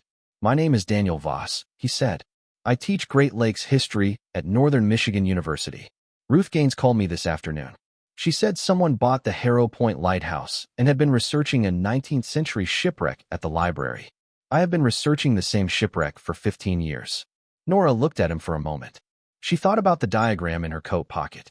She thought about the third stone from the left. "How did Ruth know to call you?" she said. He almost smiled. "I gave a talk at the Belhaven Community Center about 5 years ago. Lake Superior shipping disasters of the 1880s. Ruth Gaines was in the audience and asked better questions than my graduate students. She remembered the Annabelle Forsyth specifically. When you came in today and searched for it, she put it together. If you're enjoying this story so far, don't forget to hit the like button and subscribe. Drop a comment telling me where in the world you're watching from. I love hearing from you." Nora looked at him for another moment. She had learned to read people the way you learned anything without formal instruction, through repetition and necessity, through the accumulated experience of being a person without backup who needed to make quick assessments about which strangers were safe. She was not always right, but she had learned to weight certain details, the hands, the distance, the quality of the eyes, the way a person held themselves when they were asking for something versus when they were offering something. This man was offering something. She was not yet sure what. She stepped back from the door. "Come in," she said. "I'll make coffee." She watched him take the cottage in the way she had taken it in 4 days ago, the way you looked at a space that had been empty and was now occupied again. He noticed the books on the shelf. He noticed the wood stove going. He noticed the logbooks on the table and went very still for a moment before he looked at her again. "Are those the keeper's logs?" She nodded. He sat in the chair she pointed to and did not touch them. She made the coffee on the propane stove, the same stale tin, and set 2 cups on the table. She sat across from him. She pulled Marsh's letter from her coat pocket and set it flat on the table. She set the diagram beside it. He looked at both without touching them. Then he looked at her. "You found this inside the lighthouse, in a portfolio at the bottom of the box that held the logs." He was quiet for a moment. She could see him processing the dates, the implications, The weight of what a letter written in November 1939 by a lighthouse keeper to an unnamed future person actually represented. She could see him doing what she had done when she read it, expanding to fit the size of it. "How much of the logs did you read?" he asked. "All of them." He looked at her steadily. "All 6 volumes. From April 1921 to November 1948. He picked up the letter carefully, with both hands, holding it near the edges. He read it once from top to bottom without stopping. Then he set it down and picked up the diagram. He studied that for longer, tracing the X marks with one finger that did not quite touch the paper. "Have you checked these locations?" he asked. "Yes." And he looked at her. She looked back. "You are going to have to decide whether to trust me," she said. "And I am going to have to decide whether to trust you. Neither of us can do that in the next 5 minutes." He set the diagram down. "Fair." He picked up his coffee cup. "Tell me what you know about the Annabelle Forsyth. Not what is in the letter. What you found when you searched for it yourself." She told him. The 2-column inches in the Thunder Bay paper. The footnote in the 1952 shipping history. The diving forum thread with the photographs. He listened without interrupting, and when she finished he set the cup down and was quiet for a moment. "There is a 4th source," he said. "A ledger in the Thunder Bay archives.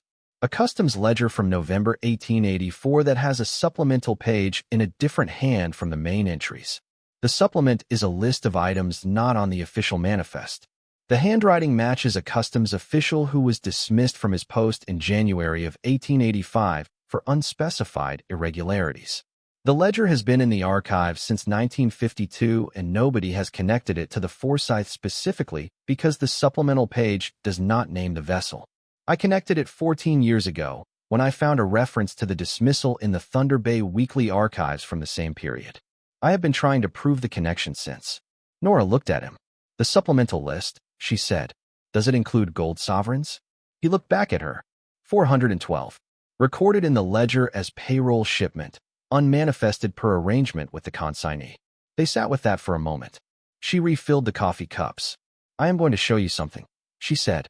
"And then I need your professional assessment of what I have and your honest opinion about what I should do. Not what you would do. What you think I should do." He nodded. She showed him everything. She walked him to the north hearth first, removed the 3rd stone, brought both packages to the table. She unrolled the oilcloth carefully, in the same order she had done it the first time. The coins first, the tin box, the coins inside it packed in their cloth cushioning. Then the manifest. He looked at the coins without touching them. He leaned close, studying the faces and profiles visible in the top layer. He straightened and said nothing for a moment. Then, Victorian. The profiles are all from the same period, which narrows the date range. If the consignee ordered a payroll shipment in 1884, the coins would have been in circulation relatively recently, so Lati Reign Victoria, 1880 through 1884 most likely. Those are not the rarest issues, but they are not common either in this condition and in this quantity. He looked at the manifest. He looked at the notation in Calloway's hand at the bottom. He looked at her. "May I photograph this?" She thought about it. "Yes." He took out his phone, photographed both sides of the manifest carefully. His hands were steady. She watched him, and he did not look like a man thinking about money. He looked like a man thinking about a 15-year gap in a historical record closing. They went to the tower room next. She removed the 3-stone panel with less effort than the first time, the mortar already loosened. She brought out the 4 packages and unwrapped them on the tower room floor with Voss kneeling beside her, the phone light between them. When the first chart unrolled, he made a sound she had not heard an adult make before. Not a word, just a sound. The specific involuntary noise of someone encountering something they had imagined for a long time and then stopped expecting to find. He sat back on his heels. "These are Lake Survey Corps charts," he said. "Pre-Bache survey. The superintendent of the Coast Survey, Alexander Back, commissioned systematic soundings of the Great Lakes beginning in 1867. These predate that, by the annotations here, by several years. These are from what navigators were using before systematic data existed." He looked up at her. "Do you understand what this is?" "A record of what they believed the lake looked like," she said. He looked at her. "Yes, exactly that. There are 4 complete sets of pre-Bache Great Lakes charts known to exist in institutional collections in the United States and Canada. This would be the 5th. And this one covers Harrow Point specifically," he said, his finger tracing near but not touching a cluster of depth markings. This set has local data that none of the institutional collections have. This is the only record of what the water depth was at this specific location before the survey. He sat there on the cold stone floor looking at the chart for a long time. Nora watched him. She thought about Marsh writing his log entry in the tower room above them, the beam sweeping across the water on a November night in 1939, thinking about what it meant to be useful, to be where you were supposed to be when conditions were worst. She thought Marsh would have recognized the look on this man's face. He would have understood it. "The chronometer," she said. "You know makers." He moved to the wooden box. He opened the mahogany case. He looked at the movement, the maker's signature on the faceplate. He exhaled slowly. Dent and Company, London. He looked at the serial number etched into the movement plate and sat very still for a moment. This is a Dent chronometer, circa 1873, based on the serial sequence. Edward Dent made chronometers for the Royal Navy. This model was supplied to merchant ships through a marine supply house in Toronto that Callaway would have had access to during his years as a ship's officer. "It is in extraordinary condition." He looked up at her. "The mechanism is functional?" I did not wind it. He nodded approvingly. "Good." He photographed everything. He was methodical and slow, the same way she had been. He did not rush. When they were done and had repacked and resealed everything back into the walls, they went back to the kitchen and sat at the table with the cold coffee and the stove burning and the November wind pressing against the cottage windows, and Daniel Voss talked for an hour. He told her what he knew about the legal landscape. He was not an attorney. He was clear about that, but 15 years of research into this specific wreck had given him a working knowledge of the relevant statutes. The Michigan Bottomlands Preservation Act protected the Annabelle Forsyth wreck site itself. Nothing on the floor of Lake Superior was hers to claim. But the objects Callaway had salvaged in 1886 had been removed from the water before the act existed, before any comparable legislation existed, and had subsequently been sealed into a property she had purchased at a legally conducted public auction. The state would have an opinion about that, and she should hear it from an attorney, not from him. But his reading, based on comparable cases in Great Lakes salvage law, was that her claim to the objects was defensible and likely sound. She listened to all of it and asked 2 questions. He answered both. "I will need to call a colleague," he said at the end. "She is at the Smithsonian's Maritime Collection. She has been working with me on the Forsyth research for 11 years. She needs to know about the charts. What happens when she knows?" He thought about that honestly, which she appreciated. She will want to see them. She will want to have them formally assessed and documented. She will want them in an institutional collection. She will not force that, but she will make a very persuasive case for it. "And the coins? The coins are a different category," he said. "Those are monetary artifacts. A maritime auction house handles those. The one in Chicago that you found on the library computer is the right contact. I know their senior appraiser. He is thorough and he is honest." Nora looked at the table, at the diagram still on it, at the 6 logbooks on the shelf, at the wood stove going in the corner of a room where a man named Elias Marsh had made coffee on winter mornings for 27 years and written in his log about what it meant to keep a fixed point of light in conditions designed to erase fixed points. "Call your colleague," she said, "and the appraiser. But I want an attorney before any of that becomes formal." He nodded. "I know one. She handles maritime law, and she is based in Marquette. She has represented individual claimants against institutional interests before." Nora looked at him. "Why are you helping me?" He was quiet for a moment. "Because I have been trying to close this historical gap for 15 years, and you closed it in 4 days by reading a dead man's logs." He paused. "And because whoever finds this place when they need it is a more elegant research outcome than 15 years of archive work." She looked at him. He almost smiled again. She decided to trust him. "If you're hooked on this story, make sure to subscribe and turn on notifications so you never miss an upload. Your support means everything and helps me bring you more emotional stories like this one." The attorney's name was Margaret Holland, and she drove from Marquette to Harrow Point on a Saturday morning with a thermos of her own coffee and a legal pad that she filled quickly. She was 50, precise, with the careful language of someone who understood that imprecision in her profession produced consequences that outlasted the imprecision. She listened to Nora explain everything from the tax auction to the portfolio at the bottom of the wooden box to the contents of the tower room cache, and she asked the kind of questions that made Nora understand she was dealing with someone who was already several steps ahead of the surface of the problem. Margaret walked the cottage and the tower room the same way Voss had, slowly, looking at the structure rather than the objects. She asked about the deed, and Nora showed it to her. She asked about the tax auction process, and Nora explained the $6 minimum bid and the county's 9-year waiting period. Margaret wrote notes in her careful hand, and at one point stopped writing and looked at Nora. "You have been living here since the purchase?" "Yes." "Continuously?" "Yes." "Good." She resumed writing. "Continuous occupation strengthens the claim. There is case law from a comparable situation in 2009. A man who bought condemned agricultural land at a county auction and found a buried cache of currency. The court's determination in that case rested partly on whether the buyer had genuinely taken possession and occupied the property rather than treating the purchase as purely speculative. Your situation is stronger. You moved in. You have been maintaining the property." Nora thought about breaking in through the north window, about burning porch railing for fuel, about the 6 crackers she had eaten the first night on the hardwood floor. She thought that occupied was one word for it. The formal assessment took 3 weeks. Margaret filed a protective declaration with the county and the State Historical Preservation Office covering the objects and the lighthouse property as a whole. This was not a legal determination of ownership, she explained. It was a protective measure that put the relevant institutions on notice that the objects existed and that a claim was being prepared, which prevented the state from treating the matter as abandoned property or an undocumented archaeological find. The Chicago auction house sent their senior appraiser, a man named Gerald Crane who was 62, thin, and spoke about Victorian-era coins the way Marsh had written about the Fresnel lens, with respect and specificity and a clear sense that the objects had earned their own gravity.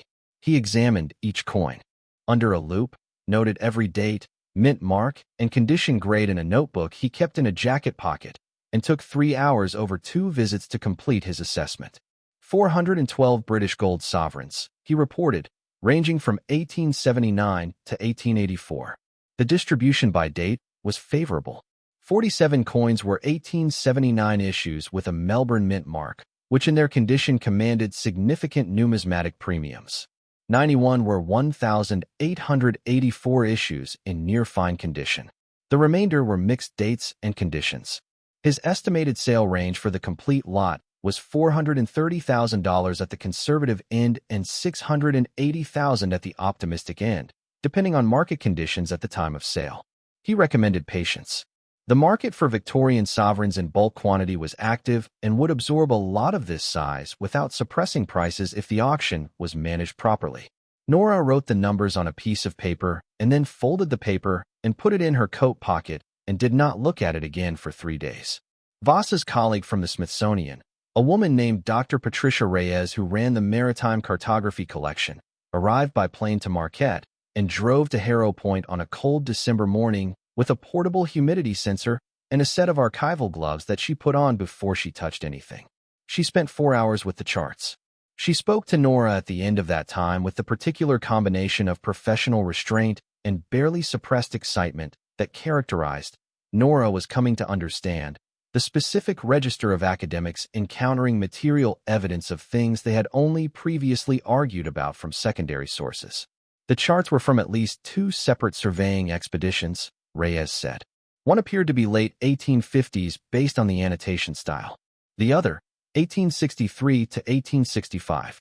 The 1863 set included depth data for the Harrow Point approach that she had never seen referenced in any secondary source. It was possible this data had never been transcribed into any official record and existed only in this chart. She would need to compare the originals to the back survey records to confirm. The institutional value was, in her assessment, significant. The monetary value to a private collector was estimated between $90,000 and $140,000 for the set. For the Dent chronometer, Crane gave a figure of $41,000, calibrated against 3 comparable sales in the previous 18 months. For the 2 sextants, $16,000 combined. For the compass, $6,500. The manifest went to Margaret, who determined it was a legal document with no surviving claimant, and forwarded it to the Thunder Bay Maritime Museum as a complement to the customs ledger Voss had identified in the archives. The museum's director called Nora directly and thanked her, which she had not expected. Margaret's final determination, issued 6 weeks after the first Saturday with the thermos and the legal pad, was that the objects were legally Nora's property under Michigan law. The coins definitively. The instruments and charts with one narrow condition. They would need to be disclosed to the State Historical Preservation Office as potential maritime heritage artifacts, and the office would have 60 days to determine whether they constituted regulated materials under the Act.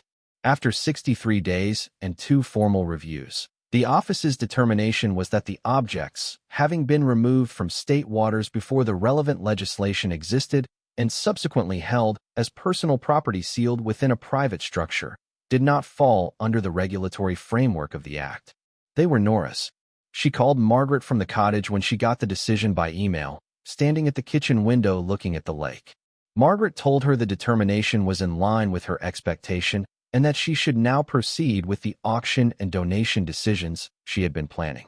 Nora thanked her. She hung up. She stood at the window for a long time.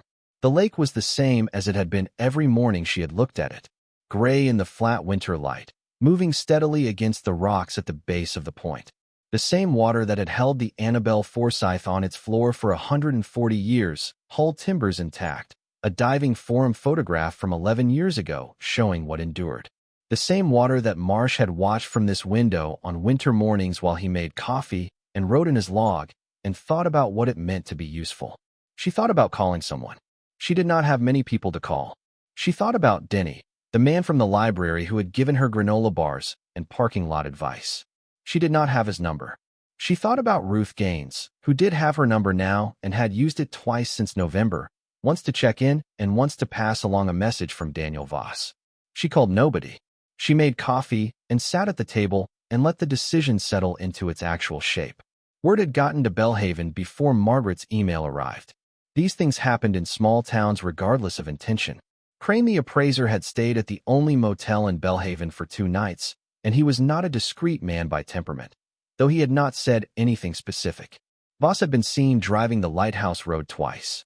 Dr. Reyes had landed in Marquette and rented a car, and the car rental agency in Marquette was owned by a woman whose cousin lived in Belhaven.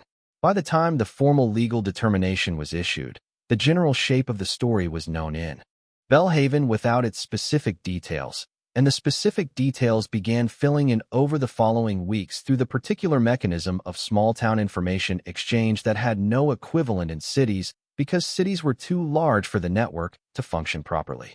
Gary Holt heard about it from Ruth Gaines. Gary Holt owned the hardware store on Belhaven's Main Street.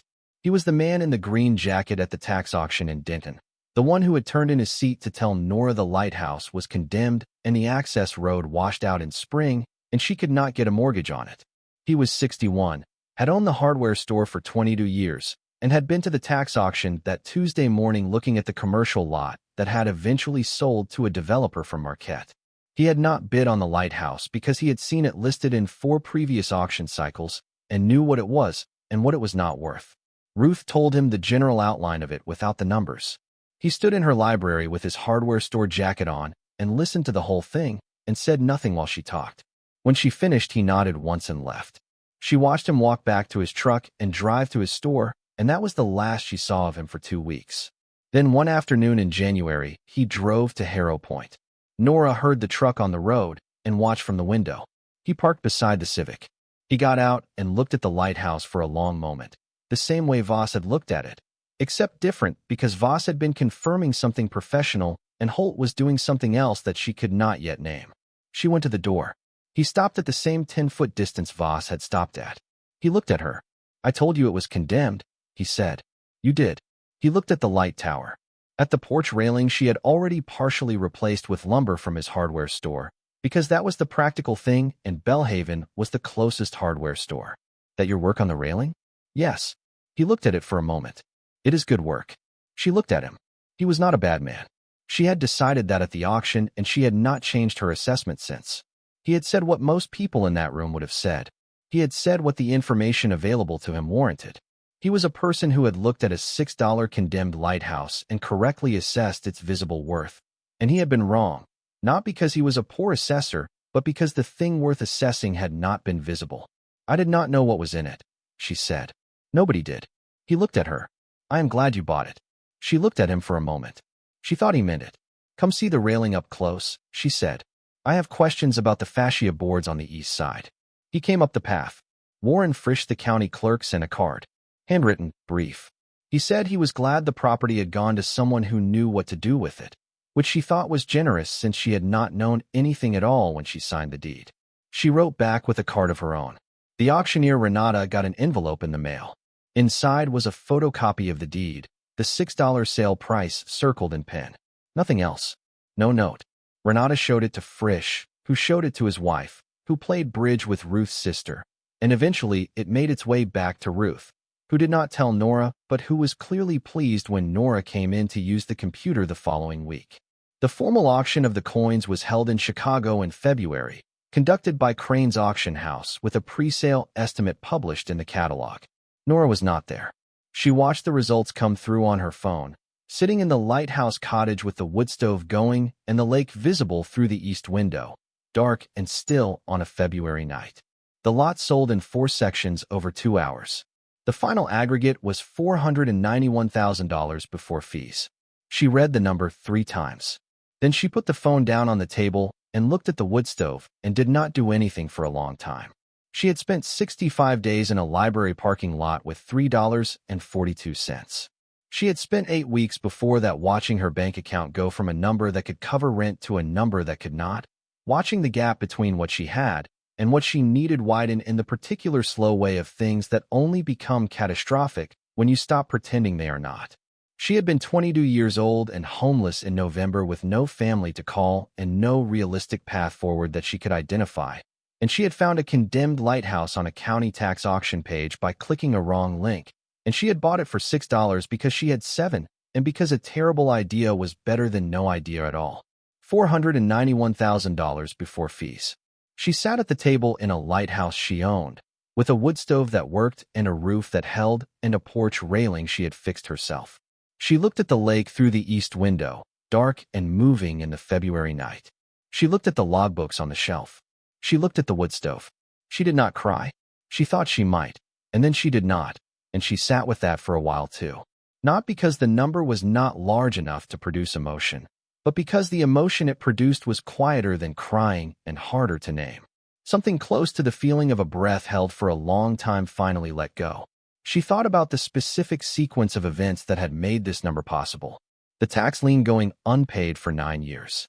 The 3 auction cycles with 0 bids. The county website link that had appeared by accident when she was looking for a food pantry on a November night. The 6 $1 bills she had taken out of a bank account with $7 in it. The padlock that turned out to be unlatched. The north window that turned out to be loose. The green cloth cover of the first logbook. The sentence about double-checking things not because you doubt your work, but because repetition in careful work becomes a kind of faith.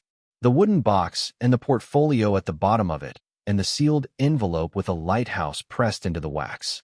Every one of those events had needed to happen in that specific order. She had not made most of them happen. She had made exactly 3 of them happen. She had clicked the wrong link. She had withdrawn $6, and she had read the logbooks from beginning to end before she looked for what was underneath. Everything else had been waiting for her to do those 3 things. She sat with that. Then she picked the phone back up and sent a short email to Margaret Alland confirming she was ready to proceed with the donation decisions they had discussed.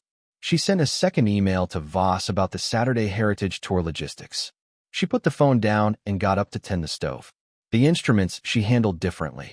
The Dent chronometer she donated to the Great Lakes Maritime Collection at Northern Michigan University, where Voss kept his office and his 15 years of Annabelle Forsyth research. The collection director gave it a case of its own near the entrance to the Maritime Navigation Room, with a placard that read, Dent chronometer, circa 1873, recovered from Harrow Point Lighthouse, donated by Nora Callahan. Voss took her to see it on the day it was installed, and she stood in front of the case for a while, without saying anything. The 2 pre-survey charts she donated to the Smithsonian.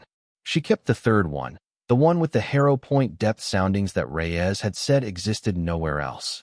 She had it archivally framed and hung it in the cottage on the wall beside the shelf of books. She liked seeing what the men who had sailed this specific water had believed it looked like before anyone had measured it properly. The 2 sextants and the compass she kept. She did not know yet what she would do with them. She thought she would know eventually. The total, after fees and the donations and the attorney's billing, was somewhat over $400,000. Not the high end of what Crane had estimated. Not the low end either. A number she could not hold steadily in her head for more than a few seconds at a time. Not because it was too large to comprehend, but because the contrast with where she had been 8 weeks ago was too steep for the mind to traverse quickly. 8 weeks ago, she had been in a library parking lot with $3.42. The distance between those 2 points was not explicable by any narrative she knew how to tell about herself. She tried anyway. She paid to have the condemned designation on the lighthouse lifted. This required a structural assessment, which required an inspector, which required scheduling, which took 6 weeks and produced a 20-page report identifying 9 deficiencies that needed to be addressed before the structure could be certified as habitable. She addressed all 9 over the spring, some herself and some with Gary Holt's help, who had by February become a not infrequent presence at the lighthouse, primarily because the East Fascia boards turned out to be a more complicated project than she had originally assessed, and also because he knew where to get good lumber at a reasonable price in the up. The porch railing was finished by the end of March. She stood at the edge of the porch and tested it, and it held. In April, she looked at the south wall of the cottage. The rose stalks had survived the winter the way the logs said they survived every winter. The same dormant patience they had been demonstrating since 1921, since the year Marsh had arrived, and noted that the south-facing wall received good light, and he intended to plant roses. She found one cutting on the surviving plant that had the green core she needed. She planted it in the thawed soil beside the others. It bloomed in June. Red, the same specific red as the roses in the winter photograph from the county auction page. The roses that had been the only soft thing in the image, everything else granite and sky. She stood at the south wall in June and looked at the bloom. She thought about what Marsh had written in his very first entry. April 14th, 1921. I intend to plant roses. A simple statement of intention, the kind that a person makes because they are planning to stay, because they are setting up a relationship with a place that they expect to last. He had stayed for 27 years. The roses had stayed after him, through Hollis and the automated years and the vacancy and the 9 years of unpaid taxes and the 4 cycles of tax auction with 0 bids, through 68 degrees of winter and the particular force of Lake Superior wind, through everything. She was staying. The lighthouse restoration was a longer project than she had initially understood, which she was beginning to see was true of most projects whose full scope was not visible from the outside. The Michigan Lighthouse Preservation Society became a partner, providing expertise and some materials and a small grant that covered 2 of the 9 deficiencies on her inspector's list. In exchange, she opened the lighthouse to 2 public heritage tours per year, which brought people up the Lighthouse Road on summer Saturdays to see the lantern room and the cottage and the logbooks, which she had had archivally reproduced so that the originals could be preserved while the copies were handled and read. People read them. All kinds of people. She watched them from the kitchen windows sometimes, the visitors standing at the table with a volume open, reading Marsh's small, precise handwriting, and she watched their faces do what her face had done the night she first opened the green cloth cover. She watched them find the sentence about double-checking things, about repetition in careful work becoming a kind of faith. She watched them sit down. The Annabelle Forsyth Wreck Site was formally listed as a Michigan Historic Bottomland Preserve in August of the following year, with documentation completed by Voss's department in partnership with the State Historical Preservation Office. The site's official record now included Callaway's journal and manifest as primary source evidence, donated by Nora Callahan as discoverer, a designation that felt accurate in one sense and incomplete in several others, since the discovery had been made in stages by a man named Callaway in 1886, a man named Marsh in 1921, and again in 1939, and a woman named Nora Callahan in November of the year. She was 22 years old and had $3.42 in her coat pocket. The light went on in November. She had been thinking about the light since the first night, since she had stood in the tower room and looked up at the iron stairs curving into the dark and thought about Marsh's log entry, the beams sweeping through the storm, the fixed point in conditions designed to erase fixed points. The original fourth-order Fresnel lens was still in the lantern room above her, wrapped in cloth as Marsh had described, cleaned the last time by a lighthouse service technician in 1972 before the automation system went in. It had been wrapped for 52 years. She had unwrapped it in the spring, carefully, with cotton gloves, and looked at the prisms for a long time. No clouding. Clean. The electrical work to restore the light took 3 months, and a licensed electrician from Marquette and a variance from the Coast Guard, which still maintained authority over navigational aids on Lake Superior regardless of who owned the structure. The variance was granted in October. The system check was completed in the first week of November. The night she turned it on, it was the 23rd. Exactly 1 year from the night, she had found the tax auction listing in a library parking lot, with her breath fogging the phone screen. Voss was there. Ruth Gaines had driven out from Belhaven and stood on the gravel near the cottage. Gary Holt came because she had told him when he was fixing the east fascia boards, and he had looked at the tower and nodded and said he would be there. The four of them stood outside in November cold while the electrical system ran its final check, and nobody said much because there was not much that needed saying. They could all see the lantern room above them, the glass dark, and they were all waiting for the same thing. She climbed the iron stairs alone. The lantern room was cold, glass on all sides, the lake visible in every direction in the dark, the water moving against the rocks below and the sound she had come to know as the baseline of this place. She found the switch panel the electrician had installed on the north wall. She stood there for a moment. Below her, through the glass, she could see the 3 figures standing in the gravel. Voss had his hands in his jacket pockets. Ruth had her arms crossed against the cold. Gary Holt was looking up at the lantern room with an expression she could see even from 60 feet above him. The particular look of a person waiting to be shown they were wrong about something and ready to accept it. Then she switched the light on. The Fresnel lens turned. The beam swept out across the water, the same beam that had swept this same stretch of lake for 85 years before 1972, finding the surface of the water below it, showing the approach to the point the way it had always shown it. A fixed point, present and reliable, where it was supposed to be. Below her she heard, faintly through the glass, a sound from the 3 people standing in the gravel. Not words, just the sound people make when a thing they have been waiting for finally happens and the emotion of it arrives faster than language can. She stood in the lantern room watching the beam turn and thought about what it meant to be useful. To be where you are supposed to be when conditions are worst. She thought about a sentence written by a lighthouse keeper in April of 1921 that she had read on a November night 68 degrees below the level where she was standing now, sitting on the floor near a wood stove in a cottage she had broken into because she had 89 cents and a $6 deed and nowhere else to go. She thought about Calloway, who had rowed out to a wreck in a small boat in 1886 and kept what he found because he did not know what else to do with it, and had lived with that uncertainty for 25 years until his heart stopped at the top of this tower with the lamp still burning. She thought about Marsh, who had found the trunk and read the journal and held the coins and the instruments for 18 years, and had then sealed everything into the walls with 4 days of careful nighttime work, and written a letter to nobody, and pressed his lighthouse into the wax.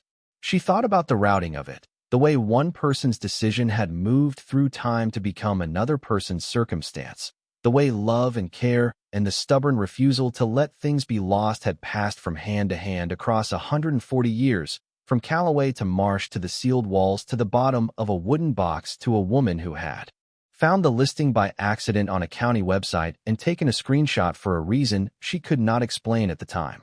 She thought, maybe this was always what it was for.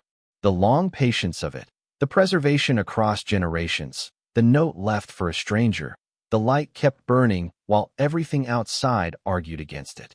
Maybe all of it had been aimed at this exact outcome. A 22-year-old woman alone at the top of a lighthouse on Lake Superior watching the beam turn for the first time in 52 years, with a deed in her pocket and a restored porch railing and a rose cutting planted in April that had bloomed red in June.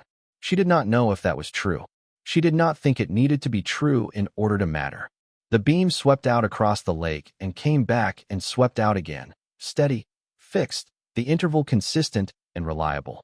Below, the water moved against the rocks. The night was clear, cold, as November always was here. The kind of cold that was not just temperature but force, that reminded you it was the dominant condition of this place for half the year, and that any warmth you created was something you made and tended, something that required your continued attention and willingness to stay. She was willing to stay. She stood in the lantern room for a long time, watching the light turn, watching the lake below her move in the dark, watching the beam find the water on each sweep and then release it and find it again. In and out, in and out, the rhythm of something that had been designed to be dependable and was. She breathed. The cold glass was close on all sides. The stars were visible above the lake. Real ones, the winter constellations that Marsh had probably looked at from this same room on November nights when the light was turning and the mechanism was checked, and there was nothing left to do but stand in the turning light and look at the water and the sky. She thought, I found this place when I needed it. She thought, I was the kind of person who looked carefully enough. She thought, stay? She was already staying. Below her, in the cottage, the wood stove was burning. The logbooks were on the shelf. The archival reproduction of the Harrow Point depth sounding chart was on the wall beside them, showing what the men who sailed this water believed it looked like before anyone had measured it properly. The roses were dormant along the south wall, waiting for spring the way they had waited through every winter since 1921. The light turned. The beam found the water. She switched it off when her feet went cold. She climbed back down the iron stairs, through the base of the tower, through the heavy door into the cottage. She stood in front of the wood stove with her hands held out to the heat. She picked up her phone. She opened the Notes app. She looked at the list she had written the night the blue truck had appeared at the end of the Lighthouse Road. The 4 items. The last one. Fix the porch railing. You are going to need the lumber. She had fixed the porch railing. She had needed the lumber. She had found it. She added a 5th item, right to Denny. She did not have his address. She would find it. Denny, who had given her granola bars and parking lot advice and the observation that the ones who stay are not tougher, they just found the place they are supposed to be. She owed him that piece of evidence. She owed him the information that the observation had proven accurate in at least one documented case. She thought about him sitting in the library on a Tuesday afternoon with his own list of problems and handing a granola bar to a 22-year-old he had never met, not because he had anything to spare, but because he understood what it cost nothing to give and what it meant to receive. She thought about what that kind of person deserved to know. She thought he deserved to know this. She would find his address. It would take some work. She was not afraid of work. She closed the Notes app. She looked out the kitchen window at the lake. The light was off now, the lantern room dark above her, the lake visible only as movement in the dark, the sound of it against the rocks below. She had owned this building for a year. She had been homeless for the first 67 days of that year and not homeless for the rest of it, a ratio that had improved considerably and would continue to. She thought about what that year had cost her and what it had given back. The cost was not complicated. 65 nights in a parking lot, the particular fatigue of maintaining the performance of stability when stability was entirely absent, the way cold got into everything when you could not leave it outside a door. She did not romanticize it. It had been frightening and exhausting and had left marks that she was still finding in unexpected places, in the reflex to check where the nearest exit was, in the way she counted her steps from the cottage to the Civic without knowing she was doing it, in the small, precise pleasure she felt every morning when she turned the propane knob and heard the stove click to life. Things that would probably settle over time and things that might not. The gift was harder to account for. Not the coins, not the auction result, not the legal determination that confirmed what she had found was hers. Those were the visible part of it, the part that would appear in any account of what happened. The part that was harder to account for was what she had read in 6 volumes of a dead man's logs on a November afternoon, the specific way those logs had said, "Here is what it looks like to stay where you are supposed to be. Here is what a fixed point looks like from the inside. The tending and the checking and the double-checking and the fire rebuilt every morning and the storm outlasted by the simple fact of being where you said you would be." She had needed that as much as she had needed the $6 deed. She thought about what Marsh had written in June of 1933 on a fair afternoon with good visibility and nothing to report from the station. He had written about the people on the ships that passed at night, about whether they thought about who kept the light, about how they probably did not, and how that seemed correct to him. The light was not a personality. The light was what you needed it to be, which was present and fixed and reliable, so that you could orient by it and go where you were going.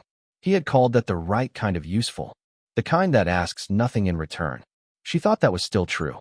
She thought it was something you could aim for with more than a lighthouse, something that applied to the decision to stay in a place even when staying was difficult, even when conditions argued against it, even when the only evidence you had that staying was correct was a sense that this was where you were supposed to be and a dead man's letter addressed to whoever found it when they needed it. She had needed it. She had found it. She made coffee, the same stale tin, the same dented percolator, the propane stove clicking to life on the second knob turned the way it always did. She stood at the kitchen window while the coffee brewed and looked at the dark water and thought about tomorrow, which would bring the usual things: the stove to tend, the porch to check for ice, the logbooks to look in on for the visitors she was expecting on Saturday. The lists that kept being made and being worked through and being replaced by new lists, the ongoing project of a life managed carefully by someone who had learned to manage it that way and was not going to stop just because the conditions had improved. The coffee was ready. She poured a cup, set it on the table beside the diagram she still had not put away, beside the 6 logbooks, beside the framed chart on the wall showing the depth of water at Harrow Point, as measured by men who had believed their measurements before the evidence was available to correct them. She sat down. She pulled the cup close. She looked at the wood stove, the steady orange of it through the glass. Outside, Lake Superior moved against the rocks, doing what it had always done, indifferent to everything that had happened in this room and everything that would happen here going forward. The same water that had held the Annabelle Forsyth for 140 years and would hold it for 100 more. The roses would bloom again in June. She picked up her coffee and held it with both hands and felt the warmth of it. Outside, the lake moved. The wood stove burned.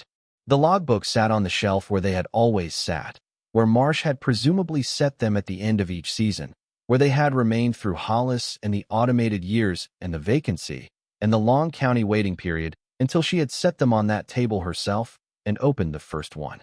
She was staying. Thank you so much for watching until the end. If you love this story, check out the other videos on your screen now. I think you'll really enjoy them. And don't forget to subscribe if you haven't already. See you in the next story.